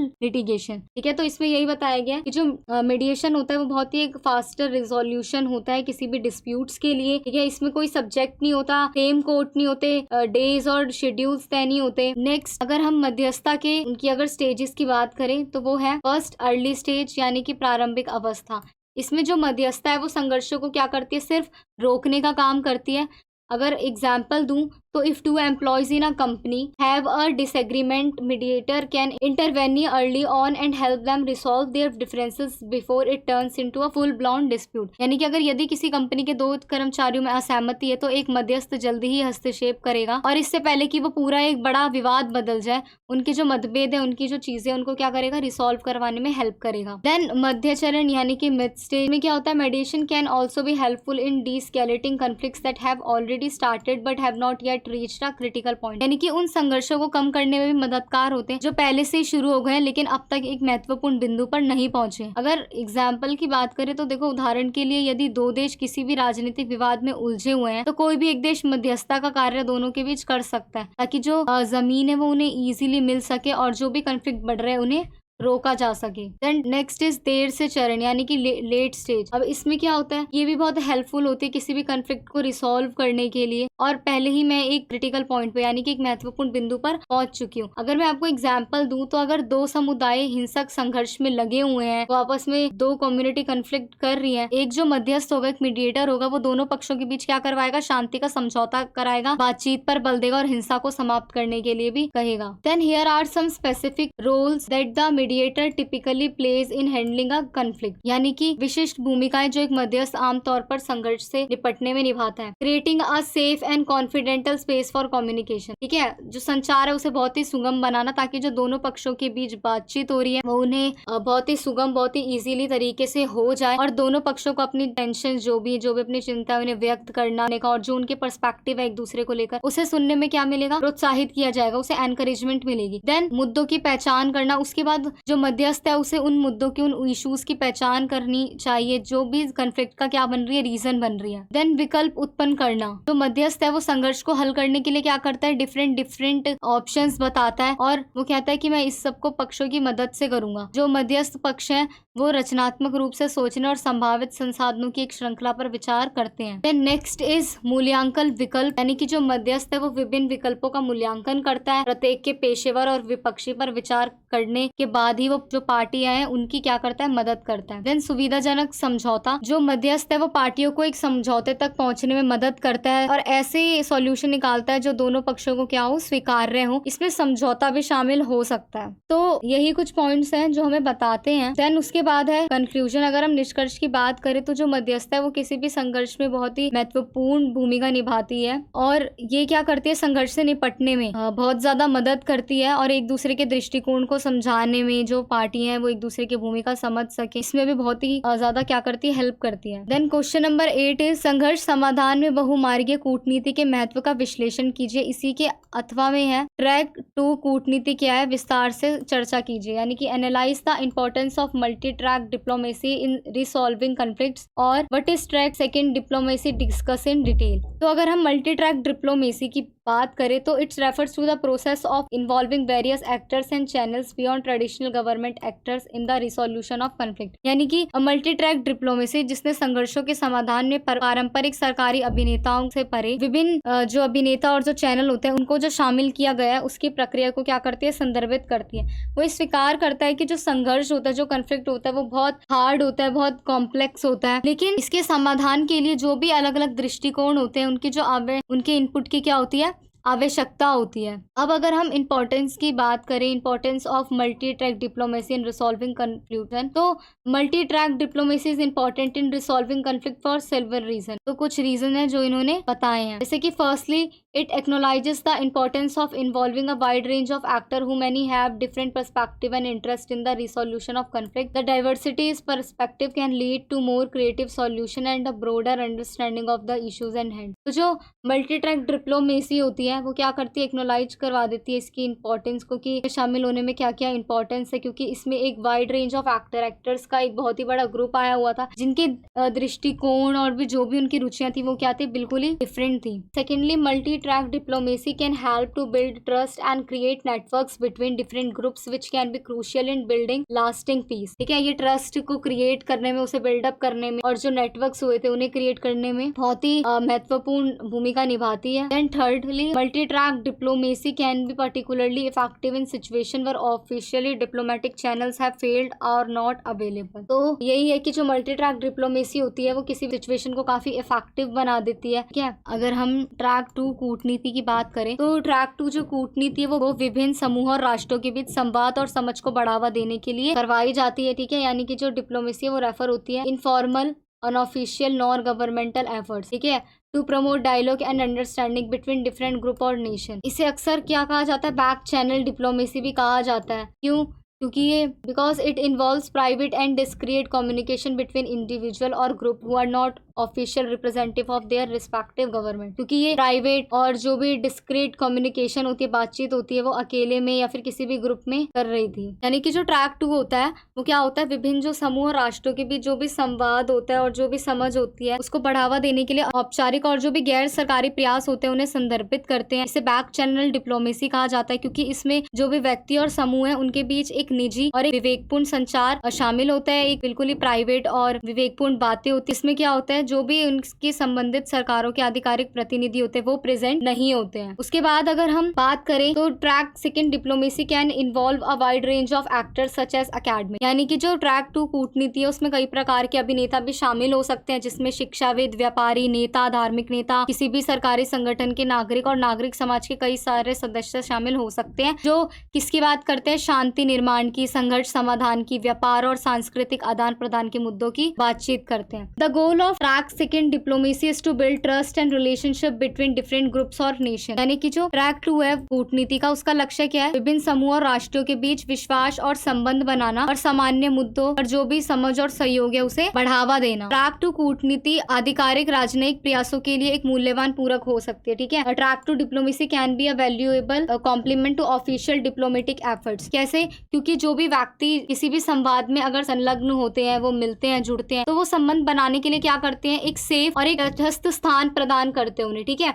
यानी कि it can be provide a safe and neutral place जहां वो अपने relationship को बढ़ा सके, बातचीत कर सके और कितनी भी जटिल समस्या हो, कैसी भी मेन प्रॉब्लम हो, उसको सॉल्व करने के लिए आइडियाज दे सके, सॉल्यूशन दे सके। तो इससे भी क्या होता है, जो कॉपरेशन और अंडरस्टैंडिंग की बात होती है वो बढ़ती है। तो कंक्लूजन में हम कह सकते हैं कि जो भी मल्टी ट्रैक डिप्लोमेसी होती है वो किसी भी कंफ्लिक्ट को सॉल्व करने के लिए एक बहुत ही इफेक्टिव टूल है, जो कि संघर्षों की जटिलता और जो भी उसका जो लक्ष्य होता है उसमें काम करने के लिए उसे एक दृष्टिकोण या फिर एक हितकारणों की जो आवश्यकता होती है उसकी पहचान को बताती है। क्वेश्चन नंबर 9 इज संघर्ष समाधान और रूपांतरण के क्षेत्र में गांधी के विचारों के महत्व की विवेचना कीजिए, यानी कि discuss the relevance of Gandhian ideas in the field of conflict resolution and transformation. इसी के अथवा में क्वेश्चन है, अहिंसा के गांधीवादी दर्शन पर प्रकाश डालते हुए इसके संदर्भ में संघर्ष समाधान के परिप्रेक्ष्य पे गांधी के योगदान की चर्चा करनी है, यानी कि through light on Gandhian philosophy of non violence with reference to Gandhi's contribution to the field of conflict resolution. जैसे कि हम जानते हैं कि जो महात्मा गांधी हैं, उनके जो विचार थे, उनके जो आइडियाज थे, उनका सिर्फ भारत में ही नहीं दुनिया भर के कई देशों में बहुत ही ज्यादा महत्वपूर्ण प्रभाव पड़ा। पूरे वर्ल्ड में एक पॉजिटिव इम्पैक्ट पड़ा था जो महात्मा गांधी है उनके विचारों का। उन्होंने हमेशा किसकी बात की थी, शांति की और अहिंसा की, यानी कि नॉन वायलेंस और पीसफुल, इन दो चीजों की वो हमेशा बात करते थे। उन्होंने चाहे कोई भी आंदोलन किया हो, कोई भी संगठन तैयार किया हो या कोई भी बड़ा संघर्ष हो, वो हमेशा क्या कहते थे कि हर कॉन्फ्लिक्ट को शांतिपूर्ण ढंग से ही सॉल्व करना चाहिए। अगर हम उनके विचारों की बात करें, जो गांधीवादी के विचार होते हैं, जैसा कि आप सभी को भी पता होगा, सबसे पहले तो वही नॉन वायलेंस यानी कि अहिंसा। वो अहिंसा के पुजारी थे, वो नहीं चाहते थे कि कोई भी हिंसा हो किसी भी कॉन्फ्लिक्ट में। तो इसीलिए वो जो महात्मा गांधी थे, उनका जो सबसे प्रसिद्ध एकदम कहते हैं ना थॉट था उनका, तो वो क्या था, अहिंसा यानी कि नॉन वायलेंस। वो हमेशा चाहते थे कि कभी भी सोसाइटी में किसी भी इंसान के साथ या कभी भी किसी भी दो ग्रुप्स में हिंसा ना हो, हमेशा एक अहिंसात्मक समाज ही बना रहे।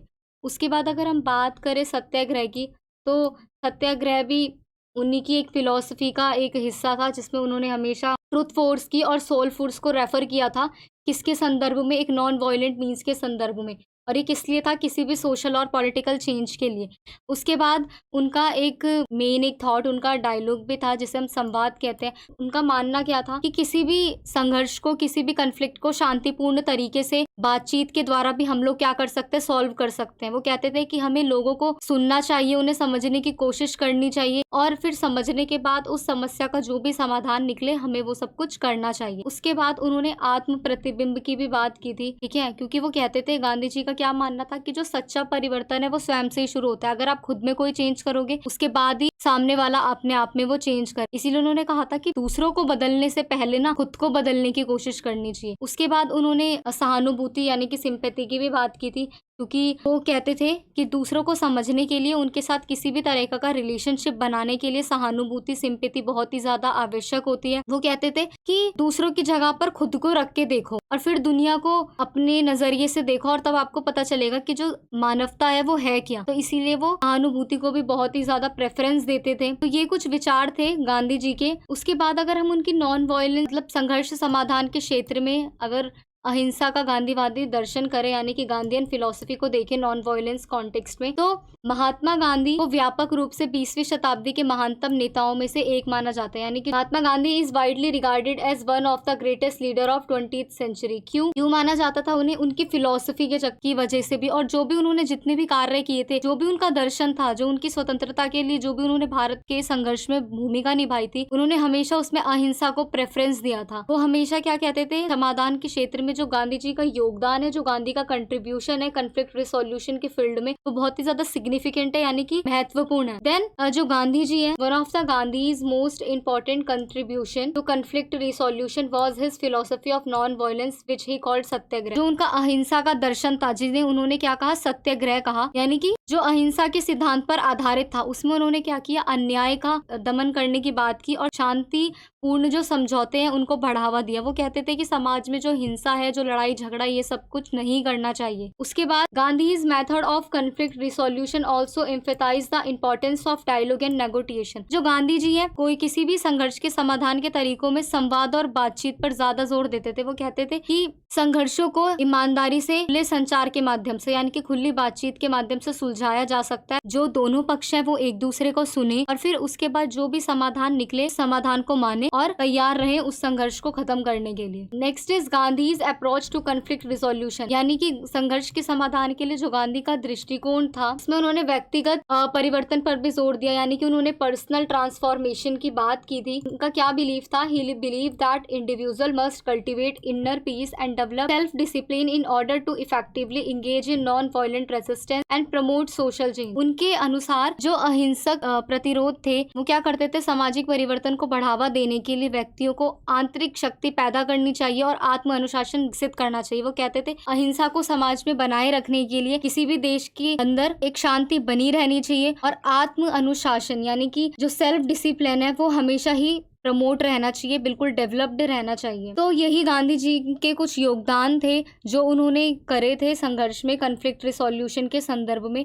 अगर हम निष्कर्ष में कहें तो हम कह सकते हैं कि जो गांधी जी थे उन्होंने हमेशा अहिंसा का साथ दिया। वो सत्य बोलने के लिए कहते थे, वो लड़ाई झगड़े से ज्यादा बातचीत यानी कि नेगोटिएशन पर जोर देते थे। इनके सिद्धांतों का जो पालन करके व्यक्ति क्या करता था, अपने समुदाय संघर्षों को हल कर लेता था और ऐसे काम करता था जो न्याय संगत और टिकाऊ हो। नेक्स्ट क्वेश्चन इज संरचनात्मक संघर्ष और प्रत्यक्ष संघर्ष के बीच हमें अंतर करना है, यानी कि हमें डिफरेंस बताना है किस किस के बीच, स्ट्रक्चरल कन्फ्लिक्ट और डायरेक्ट कन्फ्लिक्ट्स के बीच। उसके बाद हमें एक्सप्लेन करना है संघर्ष के विभिन्न आयामों को, ठीक है, यानी कि जितनी भी डायमेंशन है उसको हमें क्या करना है, एक्सप्लेन करना है। अगर हम बात करें डायरेक्ट कन्फ्लिक्ट, तो वो क्या होता है, वो ऐसे direct conflict prevention refers to measure that are aimed at a preventing short term often forthcoming escalation of potential conflict. प्रत्येक संघर्ष की रोकथाम उन उपायों को संदर्भित करती है जिनका उद्देश्य अल्पकालिक अक्सर आगामी संभावित संघर्ष को बढ़ाना होता है। जबकि दूसरी ओर जो संरचनात्मक रोकथाम होती है यानी कि जो स्ट्रक्चर प्रिवेंशनल होता है, उसका जो फोकस होता है वो दीर्घकालिक उपायों पर होता है, यानी कि जो लॉन्ग टर्म मेजर जो आइडियाज होते हैं, मेन ध्यान होता है जो उसका फोकस होता है वो इस चीज पे होता है कि जो भी कारक हैं, जो भी संघर्ष को बढ़ा रहे हैं, उनका पता चल सके। देन अगर हम इन दोनों के बीच अंतर की बात करें तो structural conflict arises from difference in power, resources, interest between different group of social structure. ये किससे उत्पन्न होते थे, ये विभिन्न समूह और सामाजिक संरचनाओं के बीच जो भी शक्ति, संसाधन या फिर जो भी उनके हितों में, उनके इंटरेस्टों में जो अंतर होता था उसके कारण उत्पन्न होते थे। लेकिन वहीं जो डायरेक्ट कन्फ्लिक्ट थे वो किस लिए अराइज होते थे, अराइज फ्रॉम इंटरपर्सनल और inter group disputes that evolve a specific issue और डिसएग्रीमेंट। और जो प्रत्यक्ष संघर्ष होता था वो किसी भी समूह के बीच कैसे होता था, जो भी उन समूह के अंदर विवाद हुए हैं उससे उत्पन्न होता था। इसमें कोई भी एक विशेष मुद्दा होता था जिसके ऊपर लड़ाई होती थी।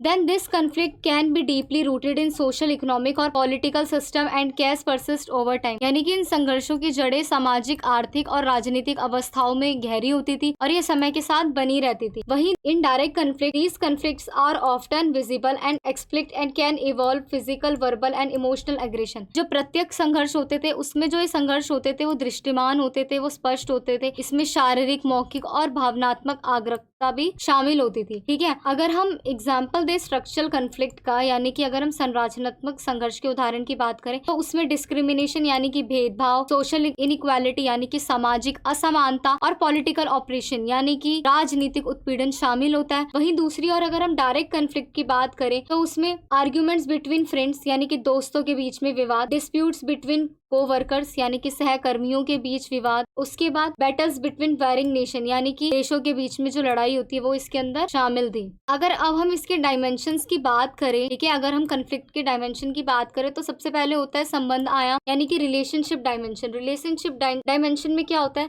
ये इंटरपर्सनल और इंटर ग्रुप दोनों को ही इसमें इन्वॉल्व करती है। ठीक है, यानी कि पारस्परिक और अंतर समूह की जो गति होती है वो इसमें शामिल होती है। वो किसी भी संघर्ष को एक शेप देती है।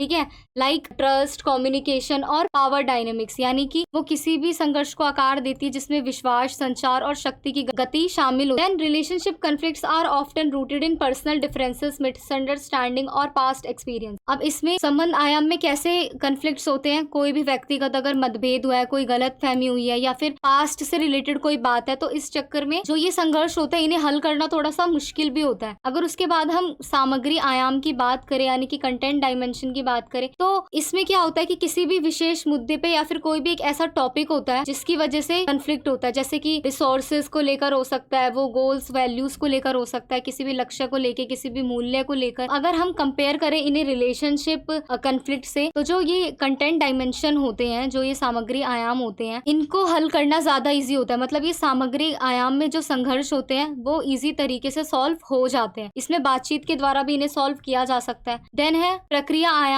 यानी कि प्रोसेस डायमेंशन। इसमें क्या होता है, इसमें इस तरह के संघर्ष होते हैं जिनको हल करने का तरीका क्या होता है, शामिल होता है, जैसे कि किसी भी भागीदारी या फिर कोई संचार या फिर जो भी डिसीजन मेकिंग का एक लेवल होता है उसके ऊपर इसकी बातचीत की जाती है। लेकिन जो ये प्रोसेस डायमेंशन के अंदर जितने भी कन्फ्लिक्ट होते हैं वो कब शुरू होते हैं, जब संघर्ष को संबोधित करने के तरीके में स्पष्टता की कमी हो, निष्पक्षता की कमी हो और जो भी दो पक्ष हो उनके बीच क्या हो, ट्रस्ट ना हो, वो एक दूसरे से सेटिस्फाई ना हो। देन मनोवैज्ञानिक आयाम यानी कि साइकोलॉजिकल डायमेंशन। अब इसके अंदर क्या होता है, जो ये साइकोलॉजिकल डायमेंशन होता है उसमें भावनात्मक प्रक्रियाएं शामिल होती है। ठीक है, यानी कि इमोशनल रिएक्शंस इन्वॉल्व होते हैं। इसमें जो भी लोग होते हैं वो संघर्ष के दौरान क्या क्या अनुभव करते हैं, क्रोध फेस करते हैं, भय यानी कि फेयर को फेस करते हैं और सैडनेस यानी कि उदासी को भी फेस करते हैं। इन संघर्षों को, जो ये इमोशनल कॉन्फ्लिक्ट्स होते हैं, ये बहुत ही ज्यादा चैलेंजिंग होते हैं। इन्हें मैनेज करना बहुत चैलेंजिंग होता है because they can trigger defensive और irrational behaviour making it harder to communicate effectively, क्योंकि ये रक्षात्मक और तर्कहीन व्यवहार को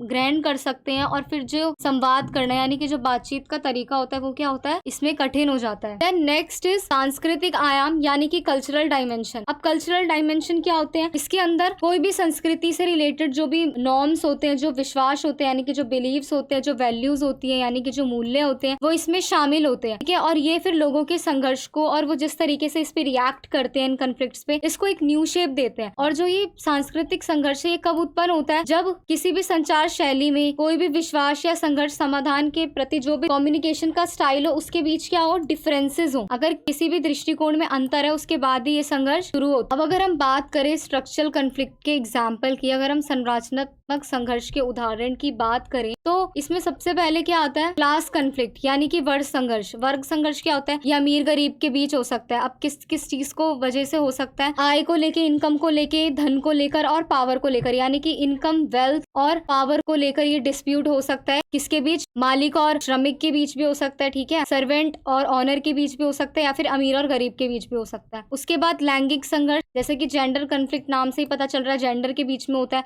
तो ये मैन और वुमेन यानी कि महिलाओं और पुरुषों के बीच होता है। उनके बीच भी जो ये संघर्ष है वो अपॉर्चुनिटी, सोशल नॉर्म्स को लेकर होता है, यानी कि जो समाज में असमानताएं हैं या फिर इनके वेतन में जो महिलाओं को कम अपॉर्चुनिटी दी जाती है, जो अवसर से महिलाओं को वो भी कम मिलते हैं, तो इस वजह से ये जेंडर कॉन्फ्लिक्ट होते हैं। देन रेशियल कॉन्फ्लिक्ट यानी कि नस्लीय संघर्ष। अगर कोई भी विभिन्न जाति और नस्लों के बीच का संघर्ष होता है ये, ठीक है, ये ऐतिहासिक होता है, कोई अन्याय हुआ है इसकी वजह से होता है, भेदभाव की वजह से होता है, या फिर अगर कोई संसाधनों तक खुद की पहुंच को ज्यादा कर ले, यानी कि रिसोर्सेज पर जब अनइक्वल राइट्स हो जाते हैं, कोई भी अपना अधिकार समझ रहा है, तो इस वजह से भी दो जातियों के बीच क्या होता है, संघर्ष होता है। देन पर्यावरणीय संघर्ष, इन्वायरमेंटल कॉन्फ्लिक्ट, ये ह्यूमन और नेचुरल इन्वायरमेंट के बीच होता है, यानी कि मानव और प्राकृतिक पर्यावरण के बीच ही होता है। और किस चीज को लेकर होता है, प्राकृतिक संसाधनों के उपयोग के लिए, ठीक है, जो यूज होता है नेचुरल रिसोर्सेज उसको लेकर होता है। अब इससे क्या क्या इश्यूज हो सकते हैं? पॉल्यूशन यानी कि प्रदूषण, डिफॉरेस्टेशन वनों की कटाई, और क्लाइमेटिक चेंज यानी कि जलवायु परिवर्तन। देन राजनीतिक संघर्ष यानी कि पॉलिटिकल कन्फ्लिक्ट। अब ये किसके बीच होता है? ये डिफरेंट डिफरेंट पॉलिटिकल जो पार्टीज होती है इनके बीच होता है, किसी भी राजनीतिक दल और समूह के बीच हो सकता है। अब किसको लेके होता है? सिटीजन्स और गवर्नमेंट यानी कि सरकार और नागरिकों को लेकर। इसमें ह्यूमन राइट, वायलेशन और करप्शन जैसे जो मुद्दे हैं वो उत्पन्न होते हैं। अगर वहीं दूसरी तरफ हम प्रत्यक्ष संघर्ष के उदाहरण की बात करें, यानी कि अगर हम डायरेक्ट कन्फ्लिक्ट्स के एग्जाम्पल की बात करें, तो इसमें सबसे पहले फिजिकल वायलेंस, जिसमें हमला शामिल होता है, मारना, धक्का देना, मुक्का मारना, एक दूसरे को पीट देना। उसके बाद अगर हम मौखिक संघर्ष की बात करें, यानी कि वर्बल कन्फ्लिक्ट, इसमें किसी की इंसल्ट करना, उसका अपमान करना, उसको गाली देना, उसके ऊपर चिल्लाना, ये सब कुछ शामिल होता है। देन प्रॉपर्टी डैमेज यानी कि संपत्ति का नुकसान। ये कैसे संघर्ष होता है? जिसमें किसी भी संपत्ति को कैसे जानबूझ के डैमेज किया जाए, उसको खत्म किया जाए। ठीक है। Then cyber bullying. Cyber bullying क्या होती है? इसमें ऑनलाइन हैरेसमेंट और इंटरमीडिएशन शामिल होते हैं, यानी कि किसी भी प्रकार का ऑनलाइन जो उत्पीड़न होता है, डराना, धमकाना, धमकी भरे मैसेजेस भेजना, ठीक है, थ्रेटिंग मैसेजेस होते हैं जो, या फिर अफवाहें फैलाना यानी कि स्प्रेडिंग रूमर्स, तो ये साइबर बुलिंग होती है। देन वर्क प्लेस कन्फ्लिक्ट यानी कि कार्यस्थल का संघर्ष। किसी भी प्रकार का संघर्ष हो सकता है जिसमें कर्मचारियों के बीच, या फिर जो कर्मचारियों का एम्प्लॉयज और जो मैनेजमेंट के बीच जो चीजें हैं उनको लेकर ये सब कुछ हो सकता है, ये कन्फ्लिक्ट हो सकता है। देन पारिवारिक संघर्ष, ये तो आम ही है, सबको पता है, मोस्टली घर में होता ही। अगर परिवार के सदस्यों के बीच लड़ाई झगड़े होते हैं धन को लेकर, या फिर किसी भी चीज को लेकर, पेरेंटिंग को लेकर, या फिर इनहेरिटेंस, संपत्ति या विरासत पर जो भी विवाद होता है, तो ये फैमिली कन्फ्लिक्ट कहलाते हैं। सामुदायिक संघर्ष, इसमें किसी भी समुदाय के जो लोग होते हैं उनके बीच होता है। कैसे? शोर स्तर, पड़ोस की सुरक्षा, ठीक है, यानी कि जो कम्युनिटी कन्फ्लिक्ट होते हैं वो लैंड यूज पर, नॉइस लेवल्स पे होता है ना, कि आप घर में 11 बजे तक डीजे बजा रहे हो, लेकिन सामने वाला पड़ोसी, उसको सोना है, उसको नींद नहीं आ रही, वो इरिटेट हो रहा है आपके डीजे की वजह से। तो ये एक एग्जाम्पल है किसका? कम्युनिटी कन्फ्लिक्ट का। तो हम निष्कर्ष में कह सकते हैं कि संघर्ष के कई आयाम हैं, ठीक है, जो कि उसके नेचर को, उसके आउटकम को क्या करता है? प्रभावित करता है। देन नेक्स्ट क्वेश्चन है क्वेश्चन नंबर 11। राज्य के भीतर संघर्ष के कारणों की चर्चा कीजिए, यानी कि किसी भी स्टेट के अंदर कन्फ्लिक्ट किस किस रीजन की वजह से होते हैं, हमें इसकी चर्चा करनी है। ठीक है। Discuss the causes of conflict with in the state, elucidate with example. तो अगर हम इंट्रो की बात करें तो देखो, जो कन्फ्लिक्ट होते हैं किसी भी राज्य के भीतर, जो भी संघर्ष होते हैं वो कैसे भी हो सकते हैं ना, किसी भी राजनीतिक व्यवस्था के अंदर कैसे संघर्ष होंगे? समूहों में हो सकते हैं, ठीक है, यानी कि डिफरेंट ग्रुप्स में हो सकते हैं, इंडिविजुअल्स हो सकते हैं, व्यक्तिगत हो सकते हैं, इंस्टीट्यूशन, संस्थानों के बीच हो सकते हैं। तो ये किसी भी कंट्री के पॉलिटिकल सिस्टम में ऐसे कन्फ्लिक्ट्स देखने को हमें मिल सकते हैं। ज्यादातर हम इसमें देखने को मिलता है जो भी राजनीतिक विचारधाराएं होती हैं, सामाजिक, आर्थिक और जातीय असमानताएं होती हैं, इनके कारण भी विवाद हो जाता है, ठीक है, या फिर कोई झड़प हो गया, विद्रोह हो गई। ये लोग जो ये छोटे छोटे संघर्ष होते हैं कभी कभी गृह युद्ध का भी रूप ले लेते हैं, ठीक है। जो भी ये सिविल वॉर्स होते हैं ये बहुत ही ज्यादा इफेक्ट करते हैं। और इसमें क्या क्या हानि होती है? इसमें विस्थापन, आर्थिक और राजनीतिक अस्थिरता, ठीक है, डिस्प्लेसमेंट, लॉस ऑफ लाइफ, ये सब हमें देखने को मिलता है। अब अगर हम बात करें कॉजेस ऑफ कन्फ्लिक्ट, यानी कि राज्य के भीतर जो संघर्ष है उसके एग्जाम्पल की बात करें तो देखो, फर्स्ट इज पॉलिटिकल इंस्टेबिलिटी, यानी कि राजनीतिक अस्थिरता। राजनीतिक अस्थिरता भी किसी भी राज्य के अंदर, किसी भी स्टेट के अंदर कन्फ्लिक्ट का एक मेजर कॉज है। कैसे? कि when there is a lack of political stability it often leads to political violence and social unrest. जब भी राजनीतिक स्थिरता में थोड़ी सी भी कमी होती है, पॉलिटिकल स्टेबिलिटी में थोड़ी सी भी कमी आती है, तो जो राजनीतिक हिंसा है वो बढ़ जाती है और समाज को किस ओर ले जाती है? अशांति की ओर ले जाती है। ये तब भी हो सकता है जब कोई चुनाव लड़ा जाए, या फिर तख्ता पलट हो जाए, या फिर किसी भी नेता को उसकी पावर से रिमूव्ड कर दिया जाए। अगर हम एग्जाम्पल की बात करें तो 2019 में बोलीविया ने चुनाव लड़ने वाले राष्ट्रपति चुनाव के बाद राजनीतिक अस्थिरता और अहिंसा देखी, जिसके कारण तत्कालीन राष्ट्रपति इवो मोरालेस को इस्तीफा देना पड़ा। ठीक है, तो ये इसका एक एग्जाम्पल है। Then next is ethnic and religious differences, ठीक है, थोड़े से जाति और धार्मिक अंतर की वजह से भी किसी भी राज्य के भीतर संघर्ष हो सकते हैं। जैसे कि हर धर्म के अपने पॉइंट ऑफ व्यू होते हैं, उनके अपने विचार होते हैं और सब एक दूसरे से डिफरेंस होते हैं, लेकिन ये भेदभाव और हिंसा इतनी बढ़ जाती है कि नरसंहार हो जाता है। ठीक है, और ये डिस्क्रिमिनेशन, वायलेंस, जेनोसाइड, ये सब इन चीजों को इतना बढ़ा देती है कि इससे युद्ध जैसी स्थिति अपने ही देश में, अपने ही राज्य में एक सिविल वॉर सा क्रिएट हो जाता है। अगर एग्जाम्पल की बात करूं तो एग्जाम्पल है the genocide in Rwanda in 1994 was sparked by ethnic tension between the Hutus and Tutsis, यानी कि जो हुतस और तुत्सी लोग थे 1994 में रवांडा में, इन दोनों समूहों के बीच क्या हुआ था? जातीय तनाव हुआ था। ठीक है, तो जो हुतू के नेतृत्व वाली सरकार थी, उन्होंने तुत्सी अल्पसंख्यकों के खिलाफ क्या किया था, सामूहिक हत्या का अभियान चलाया था, जिसमें काफी लोगों की मौत हुई थी। आर्थिक असमानता यानी कि इकोनॉमिक इनइक्वालिटी, ठीक है, इकोनॉमिक इनइक्वालिटी होती है, वो भी राज्य के भीतर संघर्ष का कारण बन सकती है। कैसे? जब किसी भी दो ग्रुप्स के बीच धन का जो अंतर होता है वो काफी ज्यादा होता है, तो भी समाज में क्या होता है, एंगर इश्यूज हो जाते हैं, रिसेंटमेंट हो जाती है, और जो समाज है वो बिल्कुल ही उसमें अशांति पैदा हो जाती है। ठीक है, अगर हम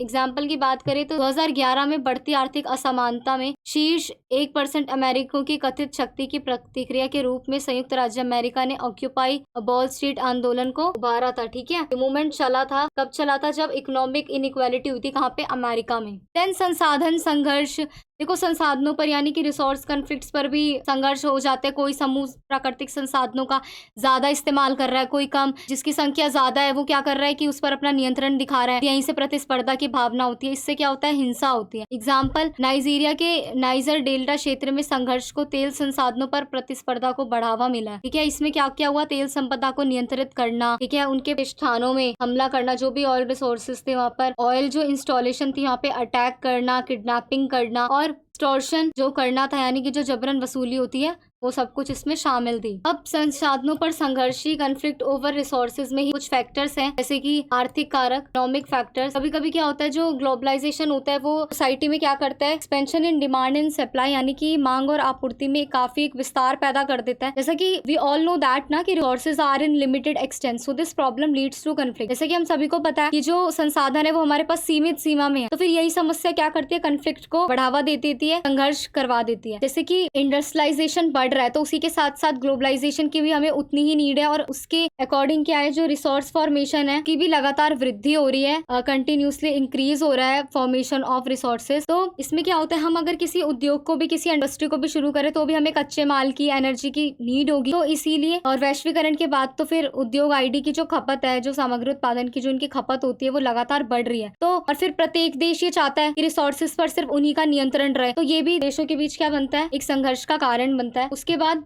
जनसंख्या का तेजी से विकास, जैसे कि अभी हमें हाल में ही पता है कि भारत जनसंख्या के स्तर पे विश्व का पहला देश बन चुका है जहाँ सबसे ज्यादा जनसंख्या। तो ऐसी दुनिया में जनसंख्या में काफी वृद्धि हो रही है, जिससे क्या हो रहा है, जो रिसोर्सेज है उन पर बोझ पड़ रहा है, और लोग अपनी मूलभूत आवश्यकता को पूरा उन्हें करना होता है ना, वस्त्र, भोजन, ऊर्जा, आश्रय, ये सब तो हर किसी को चाहिए। तो जो रिसोर्सेज होते हैं ये भी क्या है, मेजर रीजन है रिसोर्स कॉन्फ्लिक्ट का। देन सतत विकास यानी कि अनसस्टेनेबल डेवलपमेंट। अब the stock of resources is sufficient for present requirement, but the extension of resources is increasingly with rapid pace that could lead to scarcity of resources in coming years, especially for water and oil। अब वर्तमान की आवश्यकताओं के लिए तो हमारे पास संसाधनों का एक पूरा भंडार है जो बिल्कुल पर्याप्त है, लेकिन जिस तरीके से संसाधनों का एक्सट्रैक्शन किया जा रहा है, उनका यूज किया जा रहा है, तो उस हिसाब से क्या होगा कि आने वाले वर्षों में हमें पानी और तेल के लिए भी तरसना पड़ेगा, कि वाटर और ऑयल रिसोर्सेज की क्या हो जाएगी, कमी हो जाएगी। ठीक है, इसीलिए हमें नवीकरणीय जो संसाधन होते हैं, जो रिन्यूएबल रिसोर्सेज होते हैं, हमें उन पे ज्यादा डिपेंड रहना चाहिए, और वाटर को ज्यादा से ज्यादा कंजर्व करना चाहिए, क्योंकि ये बहुत ही ज्यादा इंपॉर्टेंट है। और निष्कर्ष में हम कह सकते हैं कि जो राज्य के भीतर जो संघर्ष होता है, जो कॉन्फ्लिक्ट उत्पन्न होता है, वो बहुत सारे फैक्टर से हो सकता है, जिसमें हमने बात की instability, ethnic and regional differences, economic equality, resource conflicts etcetera. Then question number 12 is निम्नलिखित पर संक्षिप्त टिप्पणी लिखिए। तो हमें शॉर्ट नोट लिखने हैं, जो हमें 4 पॉइंट्स दे रखे हैं, तो हमें उस पर शॉर्ट नोट लिखना है, जिसमें फर्स्ट है प्रथम मार्गीय कूटनीति, यानी कि हमें ट्रैक 1 डिप्लोमेसी को एक्सप्लेन करना है। सेकंड इज विचारधारा और संघर्ष, यानी कि ideology and conflict. Third is आतंकवाद, यानी कि टेररिज्म। फोर्थ इज शांति निर्माण में अंतर्राष्ट्रीय संगठनों की भूमिका, यानी कि role of international organization in peace building. अगर हम फर्स्ट की बात करें, यानी कि ट्रैक फर्स्ट डिप्लोमेसी की बात करें, प्रथम मार्गीय कूटनीति, तो देखो सबसे पहले तो कूटनीति, डिप्लोमेसी क्या होती है। Diplomacy is an essentially political activity and a significant ingredient of power. कूटनीति एक अनिवार्य रूप से राजनीतिक गतिविधि है और एक शक्ति का क्या है, ये महत्वपूर्ण घटक है। इसका केंद्रीय उद्देश्य क्या होता है, राज्य को बलिया प्रचार के बिना अपनी विदेश नीति के उद्देश्यों को सुरक्षित करने में सक्षम बनाना, यानी कि its central purpose is to enable state to secure the objective of their foreign policy without using force और कोई भी प्रोपेगेंडा। और ये क्या करती है, राजनीतिकों और जो भी अन्य अधिकारी होते हैं उनके भी संचार के माध्यम से कार्य करती है, कि जो गतिविधि होती है वो क्या होती है, राष्ट्रीय हितों को आगे बढ़ाना होता है इसका काम। देन ट्रैक 1 डिप्लोमेसी की अगर हम बात करें कि ट्रैक 1 डिप्लोमेसी क्या होती है, track 1 diplomacy is a diplomatic way used in the process of conflict resolution, यानी कि जो ट्रैक 1 डिप्लोमेसी है वो एक ऐसा कूटनीतिक तरीका है जिसका उपयोग क्या होता है, संघर्ष समाधान की प्रक्रिया में इसका यूज किया जाता है। इसे आधिकारिक कूटनीति के नाम से भी जाना जाता है, यानी कि इसे ऑफिशियल डिप्लोमेसी भी कहा जाता है। इसमें क्या होता है, संगठनों में किसकी नियुक्ति की जाती है, डिप्लोमैट्स की नियुक्ति की जाती है, वो अपॉइंट किए जाते हैं और वार्ता प्रक्रिया में नियुक्त राजनयिकों का प्राथमिक कार्य संघर्ष को हल करना ही होता है। तो जो ये डिप्लोमैट्स जिन्हें अपॉइंट किया जाता है उनका मेन पर्पस क्या होता है, जो कॉन्फ्लिक्ट के जितने भी इशू हैं उन्हें रिसोल्व करना और आइडिया देना रिसोल्यूशन का। ठीक है, देन अगर हम इस पर्पस की बात करें, अगर हम इसके उद्देश्य की बात करें तो ट्रैक 1 कूटनीति उच्चतम स्तर पर संप्रभु राज्यों के अधिकृत प्रतिनिधियों, जो भी राज्य के प्रमुख विदेश मंत्री होते हैं या फिर जो भी राजनयिकों द्वारा आयोजित आधिकारिक चीजें होती हैं, जैसे सरकार से सरकार, जो गवर्नमेंट टू गवर्नमेंट कूटनीति होती है, उनको क्या करती है, उनको ये शो करती है। और इसका उद्देश्य क्या होता है, जो भी औपचारिक वार्ता हो रही है, संधि या फिर कोई भी समझौता हो रहा है, तो इन समझौतों के माध्यम से जो इन भी देशों के बीच संघर्ष चल रहा है, जो मुद्दे हैं उनको हल करना। तो बता दिया मैंने कि रिसॉल्विंग कॉन्फ्लिक्ट्स इनका मेन एम होता है। बाकी कंट्रीज के बीच क्या होता है, नेगोटिएशन और एग्रीमेंट्स, यानी कि बातचीत और समझौते के साथ क्या करें, संधि के साथ क्या करें, जो भी कॉन्फ्लिक्ट है उसे रिसॉल्व कर दे। Then strengthening relationship, it seeks to strengthen relationship between countries by promoting dialogue and cooperation on issue of mutual interest such as state security and diplomacy. तो इसका एक दूसरा क्या होता है उद्देश्य, को एक ऐसा संबंध तैयार करना, बातचीत संवाद के द्वारा एक ऐसा संबंध स्थापित करना जिससे क्या हो, दो देश है जिनके बीच संघर्ष चल रहा है उनके रिलेशनशिप क्या हो, स्ट्रांग हो, स्ट्रेंथन बने। और किस तरीके से बने, जो भी इशू है उस पर वो म्यूचुअल इंटरेस्ट के साथ बैठ के बात करें और उसको रिसॉल्व करें। Then protecting national interest, it is also use to protect the national interest, राष्ट्रीय हित को बचाने का भी ये काम करता है। By negotiating treaties and agreements that benefit the country and its people. और ये किसके द्वारा करता है ये काम, बातचीत के द्वारा, संधियों के द्वारा और जो भी समझौते हो रहे हैं जिससे उस कंट्री को और वहाँ के लोगों को फायदा मिले, तो इससे वो नेशनल इंटरेस्ट को भी प्रोटेक्ट करता है। देन प्रमोटिंग ग्लोबल गवर्नेंस, इसका ट्रैक 1 डिप्लोमेसी का एक एम ये भी होता है कि वो प्रमोट करे ग्लोबल गवर्नेंस को। कैसे, जो भी ग्लोबल चैलेंजेस है उन्हें शो करके, जो जैसे जलवायु परिवर्तन हो रहा है, आतंकवाद बढ़ रहा है, गरीबी बढ़ रही है, इन सबको दिखा के। अगर हम फीचर्स की बात करें, ट्रैक 1 जो डिप्लोमेसी है उस विशेषताओं की बात करें तो क्या है, गवर्नमेंट टू गवर्नमेंट कम्युनिकेशन। ठीक है, अब track 1 diplomacy involves direct communication and negotiation between government and state actors. It is conducted through official channel such as government minister, embassies and international organization. अब ये क्या कर रही है, सरकार की सरकार से बातचीत, यानी कि जो ट्रैक 1 डिप्लोमेसी है वो डायरेक्ट कम्युनिकेशन करवा रही है, सीधा बातचीत करवा रही है, किसमें, जिसमें सरकार और जो भी राज्य के अभिनेता हैं उनके बीच। ठीक है, ये किसकी मदद से होता है, जो भी ऑफिशियल चैनल्स होते हैं, औपचारिक जो संचार चैनल होते हैं उसके द्वारा ये किया जाता है। इसमें गवर्नमेंट मिनिस्ट्रीज, एम्बेसीज और इंटरनेशनल ऑर्गेनाइजेशन ये सब कुछ इंक्लूडेड होता है। देन हाई लेवल इन्वॉल्वमेंट, यानी कि उच्च स्तरीय भागीदारी। इसमें क्या होते हैं, जो हाई रैंकिंग ऑफिशियल होते हैं जैसे head of state, foreign minister, यानी कि राज्य के प्रमुख, विदेश मंत्री, कोई भी वरिष्ठ राजनयिक या फिर जिनके पास भी अपने देश को, देश की ओर से निर्णय लेने का अधिकार होता है, इसके अंतर्गत वो सब कुछ शामिल होते हैं। Then focus on state interest, ये जो स्टेट का इंटरेस्ट होते हैं, जो राज्य हित को लेकर जो काम होते हैं उन पे फोकस करता है, जैसे कि national security, economic interest, foreign policy objective, limited participation. ठीक है, जो track 1 diplomacy is limited to official representative of government and state actors and does not typically involve society organization और नॉन स्टेट एक्टर्स। तो इसमें जो वो participation करवाती है, जो लोगों की भागीदारी रखवाती है, वो सिर्फ मेन जो प्रतिनिधि होते हैं उनको ही रखवाती है। बाकी किसी भी सिविल सोसाइटी का कोई भी जो संगठन हो या फिर जो भी नॉन स्टेट एक्टर्स हो उनको इन सब में शामिल नहीं करती। और धीमी और नौकरशाही, इसमें क्या है, वो एक प्रक्रिया होती है धीमी और नौकरशाही। इसमें बातचीत जो होती है वो जटिल होती है और किसी भी समझौते पर पहुंचने से पहले जो बातचीत होती है उसके कई दौर होते हैं। अंतर्राष्ट्रीय सहयोग पर जोर भी, ठीक है, ये अंतर्राष्ट्रीय सहयोग को बढ़ावा देती है और शांतिपूर्ण तरीकों से संघर्ष को खत्म करने की बात करती है। कर्ष में हम कह सकते हैं कि जो ट्रैक 1 कूटनीति है, ये जो इंटरनेशनल कम्युनिटी है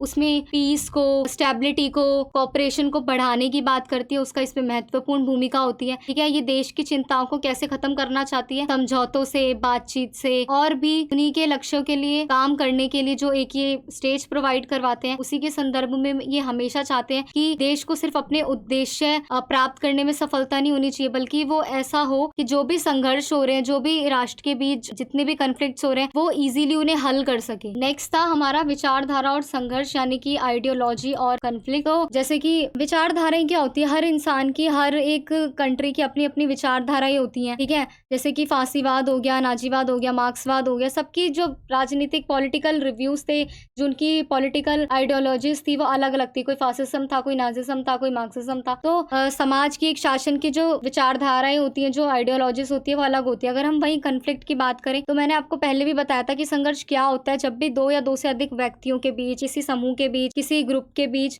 कोई भी लड़ाई झगड़ा या किसी भी बात को लेकर कोई इशू हो तो वो संघर्ष का रूप धारण कर लेती है। चाहे वो रिसोर्सेज को लेकर लड़े, चाहे वो किसी भी चीज को लेकर लड़े। और ये जो संघर्ष होते हैं ये नेगेटिव इम्पैक्ट ही डालते हैं। अगर ideology is important to conflict, यानी कि संघर्ष के लिए विचारधारा क्या है, वो महत्वपूर्ण है। कैसे? क्योंकि जो shared beliefs create a sense of group identity, special targets of hostility and enable coordinated action. जो ग्रुप्स होते हैं वो विश्वास की भावना पैदा करते हैं, ठीक है, जो शत्रुता होती है उसको खत्म करते हैं और कार्यवाही को सक्षम बनाते हैं। इससे हमें पता चलता है कि किसी भी संघर्ष के समाधान के लिए एक आइडियोलॉजी होना कितना ज्यादा इंपॉर्टेंट है। अब अगर हम विचारधारा और संघर्ष के बीच संबंध की बात करें, यानी कि relationship between ideology and conflict की बात करें, तो इसमें सबसे पहले विचारधारा में अंतर संघर्ष का कारण बनता है। देखो, अगर दो आइडियोलॉजीज, दो मत के लोग हैं, उनके बीच अंतर है, तो हर एक बात पे उनका जो पॉइंट ऑफ व्यू होगा वो अलग होगा, ठीक है। अगर मुझे एग्जाम्पल के लिए, अगर मुझे कोई चीज पसंद है और अगर सामने वाले को वो चीज नहीं पसंद, और अगर वो उस चीज की इंसल्ट करे जा रहा है, उस अपनी आइडियोलॉजी के हिसाब से उसके बारे में बातें बता रहा है, तो ऑब्वियसली मुझे गुस्सा आएगा और मतलब हमारे बीच एक इशू हो सकता है, ठीक है। क्योंकि अगर हम आइडियोलॉजी में चेंजेस है, उसमें बदलाव है, और अगर जो आइडियोलॉजी है उसमें काफी अंतर है, तो फिर ये संघर्ष का कारण बनेगा, क्योंकि हम हर एक मुद्दे पर अलग बात रखेंगे। देन उसके बाद होता है मीडिएटर्स। मीडिएटर्स एक ऐसी टेक्निक होती है जिसका हेल्प क्या होता है कि किसी भी जब भी कोई कंफ्लिक्ट हो रहा हो तो वो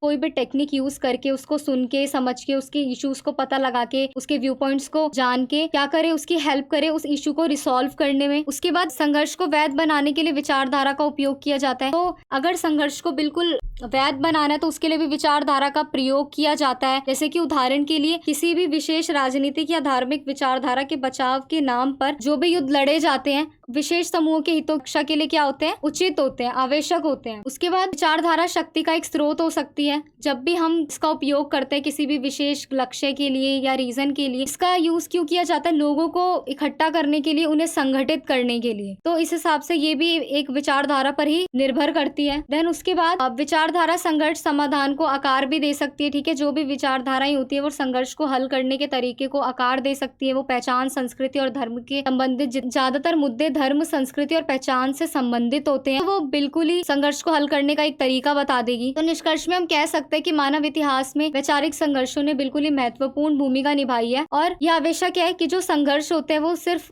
वैचारिक मतभेदों से ही उत्पन्न नहीं होते। तो ये बात बिल्कुल ध्यान में रखनी चाहिए। देन नेक्स्ट इज आतंकवाद। आतंकवाद सबको पता है, टेररिज्म क्या होता है? एक ऐसी स्थिति जो किसी भी समाज में भय को उत्पन्न कर दे और वहां पर तहस नहस कर दे, जान और माल की काफी हानि हो, ठीक है। पहले तो हम बात करते हैं कि जो ये आतंकवाद शब्द है वो उसकी उत्पत्ति कैसे हुई है। तो देखो, ये लैटिन भाषा के, जो लैटिन लैंग्वेज है उसके टेरर शब्द से इसकी उत्पत्ति हुई है, जिसका अर्थ क्या होता है? डराना, यानी कि फेयर। अब आतंकवाद इसी शब्द से उत्पन्न हुआ है। अब आतंकवाद को कैसे देख सकते हैं हम? ये आधुनिक विश्व में एक बहुत बड़ा खतरा है। ये एक ऐसा हिंसक व्यवहार होता है, एक ऐसी गतिविधि होती है जिससे समाज में अव्यवहारिक कार्य किए जाते हैं, लोगों पर डर बनाया जाता है, उनको भय से त्रस्त कर दिया जाता है, ठीक है। तो जो टेररिज्म है वो एक ऐसा सिद्धांत होता है जो किस पे आधारित होता है? हिंसा और भय पे। अगर हम टेररिज्म का जो भी वर्ल्ड पे इम्पैक्ट पड़ता है उसकी बात करें तो वैसे तो अगर विश्व पर आतंकवाद के प्रभाव की बात करें तो इसका राजनीतिक प्रभाव अलग पड़ता है, सांस्कृतिक प्रभाव अलग पड़ता है, आर्थिक प्रभाव अलग पड़ता है। लेकिन अगर मेन इम्पैक्ट्स की बात करें तो देखो, जैसे लॉस ऑफ लाइफ, ठीक है। जैसे कि मैंने अभी आपको बताया कि वैसे तो आतंकवाद के अगर प्रभाव की बात करें तो वहाँ पे राजनीतिक प्रभाव होते हैं, सांस्कृतिक प्रभाव अलग पड़ते हैं, आर्थिक प्रभाव अलग पड़ते हैं, ठीक है। लेकिन अगर हम मेन इम्पैक्ट्स की बात करें तो देखो, लॉस ऑफ लाइफ, टेररिज्म से कितनी इनोसेंट लाइफ जाती है। कोई भी टेररिस्ट अटैक होता है कि किसी भी एक जगह पर होता है, वहाँ पे हजारों लोग मर जाते हैं, ठीक है। और उनके पीछे उनकी पूरी फैमिली, उनकी पूरी जो प्रॉपर्टी होती है वो बिल्कुल ही छूट जाती है और बिल्कुल बिखर जाती है। तो इससे बहुत ही ज्यादा जान व माल की बहुत हानि होती है, बहुत नुकसान होता है। इसका जो दूसरा दुनिया पे प्रभाव पड़ता है वो फियर और एंजाइटी, ठीक है। जो टेररिज्म होता है वो क्या बढ़ा देता है? वो भय और एंजाइटी, लोगों के बीच डर को इतना बढ़ा देता है कि जो सोशल ट्रस्ट होता है वो बिल्कुल ही ब्रेक डाउन हो जाता है। जो लोग है वो हमेशा सिक्योर फील नहीं करते और वो अपने ही नाइबर्स पे क्या करते हैं? ट्रस्ट करना बहुत ही कम कर देते हैं। Then description of daily life, इससे जो रोजमर्रा की जिंदगी होती है वो बिल्कुल ही खराब हो जाती है। चाहे वो ट्रांसपोर्टेशन हो, चाहे वो कम्युनिकेशन हो, या कोई भी ऐसी जरूरत की सर्विस हो, सब कुछ बिखर जाता है और इससे इकोनॉमी को तो लॉस होता ही होता है, लेकिन इससे ग्लोबल इकोनॉमी भी क्या होती है, अफेक्ट होती है। उसके बाद इसमें पॉलिटिकल इंस्टेबिलिटी भी होती है। क्या सारे नियम कानून इससे टेररिज्म के चक्कर में टूट जाते हैं और हिंसा को बढ़ावा मिल जाता है। उसके बाद अगर हम बात करें प्रत्यक्ष विनाश की, जो आर्थिक प्रभाव के अंदर होता है, इसमें भी क्या होता है, मशीनों, परिवहन और जो भी आतंकवादी जितनी भी चीजें होती है वो क्या करती है, संसाधनों को बिल्कुल ही नष्ट कर देती हैं। और अगर छोटे पैमाने पर बात करें तो ये लोग किसी भी बाजार को, किसी धार्मिक स्थान को या फिर किसी पब्लिक प्लेस को भी विस्फोट कर सकते हैं, उसे खत्म कर सकते हैं, जिससे क्या होता है, इससे भी बहुत ही ज्यादा नुकसान होता है। देन अगर हम मिलिट्री इंटरवेंशन की बात करें तो जो टेररिस्ट अटैक्स होते हैं किसी कंट्री में, तो ये मिलिट्री इन्वेंशन को लॉन्च करने के लिए जानबूझकर भी किए जाते हैं, ताकि क्या हो, समाज में वायलेंस हो, अस्थिरता बढ़े और इससे बहुत ही ज्यादा जो इनोसेंट लाइफ्स होती है उनका भी लॉस हो जाता है। तो ये कुछ पॉइंट्स थे आतंकवाद के ऊपर, जिसमें हमें पता है कि आतंकवाद का दुनिया पर कैसे प्रभाव पड़ता है, कितना महत्वपूर्ण प्रभाव पड़ता है और ये कितनी गलत और बुरी चीज है जो पूरे समाज में अस्थिरता को फैला देती है। तो कंक्लूजन में हम कह सकते हैं कि आतंकवाद के खिलाफ लड़ाई के लिए हमें एक बिल्कुल ही मल्टी फेस्टेटेड यानी कि बहुआयामी और न्यूएंस्ड अप्रोच, एक सूक्ष्म दृष्टिकोण की हमें आवश्यकता है, जिसमें हमें पता चले, रीजंस तो पता ही चले, बल्कि हम प्रमोट कर सके, सामाजिक और आर्थिक विकास को बढ़ावा दें, कानूनों में सुधार करें और ऐसे मानवाधिकार और कानून को शासन बनाए रखने के लिए मजबूर करे, जिससे जो हमारा समाज रहे, देश हो, वो बिल्कुल ही मजबूत रहे इन चीजों को लेकर और ऐसी जान व माल हानि का नुकसान ना हो। देन नेक्स्ट इज शांति निर्माण में अंतर्राष्ट्रीय संगठनों की भूमिका, यानी कि role of international organization in peace building. हमने सेकंड क्वेश्चन या थर्ड क्वेश्चन में डिस्कस किया था कि शांति निर्माण क्या होता है।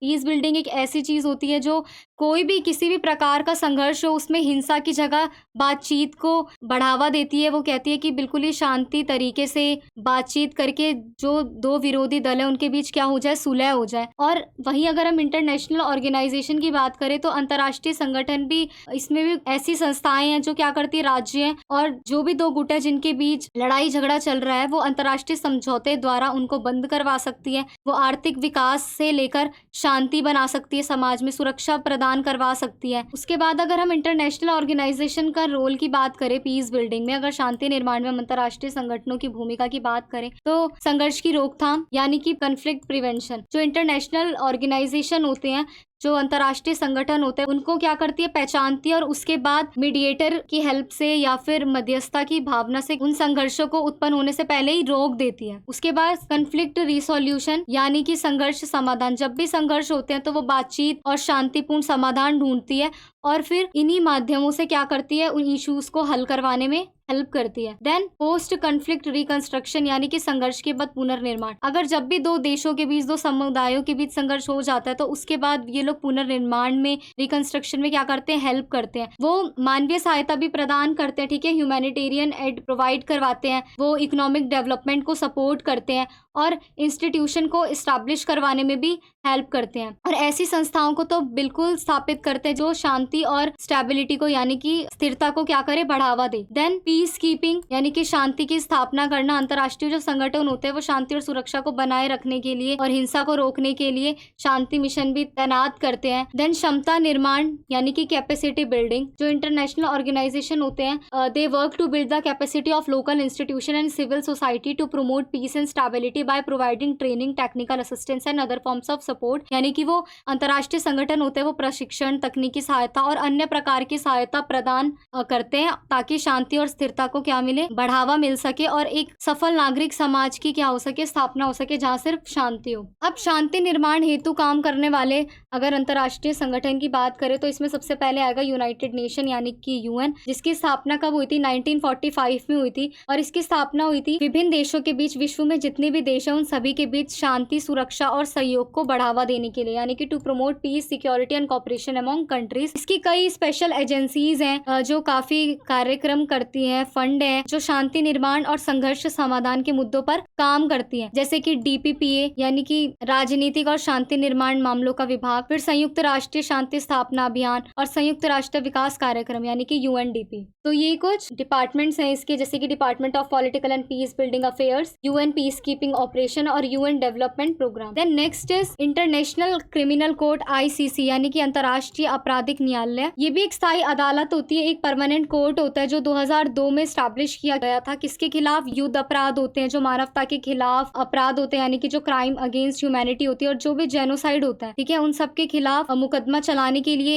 ये एक परमानेंट कोर्ट है जिसकी स्थापना 2022 में की गई थी। ये ऐसे अपराधों को खत्म करने के लिए कार्य करता है जिससे अपराध क्या हो, वो समाज से खत्म हो जाए, देश से खत्म हो जाए और जो न्याय है उसको बढ़ावा मिले, यानी कि समाज में किसी भी देश में क्या प्रमोट हो, अकाउंटेबिलिटी और जस्टिस। देन नेक्स्ट इज विश्व बैंक यानी कि वर्ल्ड बैंक। जो वर्ल्ड बैंक है वो एक ऐसा इंटरनेशनल फाइनेंशियल इंस्टीट्यूशन है जो लोन्स और ग्रांट्स प्रोवाइड करवाता है किसको? डेवलपिंग कंट्रीज को, उनकी इकोनॉमिक डेवलपमेंट के लिए और उनकी जो पॉवर्टी रिडक्शन होता है उसको ध्यान में रखते हुए, ठीक है। ये एक ऐसा अंतर्राष्ट्रीय वित्तीय संस्थान है जो विकासशील देशों को आर्थिक विकास और उनके गरीबी उन्मूलन के लिए ऋण और अनुदान प्रदान करवाता है। और ये संघर्ष निवारण या जो देश होता है जो संघर्ष से तुरंत उभरे होते हैं उनके पुनर्निर्माण कार्यक्रमों के लिए भी शांति निर्माण के प्रयासों में क्या करता है? उनकी हेल्प करता है, उन्हें सपोर्ट करता है। हम कंक्लूजन में कह सकते हैं कि जो अंतर्राष्ट्रीय संगठन होता है वो दुनिया भर में शांति और स्थिरता को बढ़ावा देते हैं और ऐसे प्रयास करते हैं जिससे जो संघर्ष है वो रुक जाए और हिंसा ना हो, और अगर हिंसा हो भी जाती है तो उसके बाद जो सोसाइटी है उसका रिकंस्ट्रक्ट यानी कि जो पुनर्निर्माण है वो इजीली हो जाए।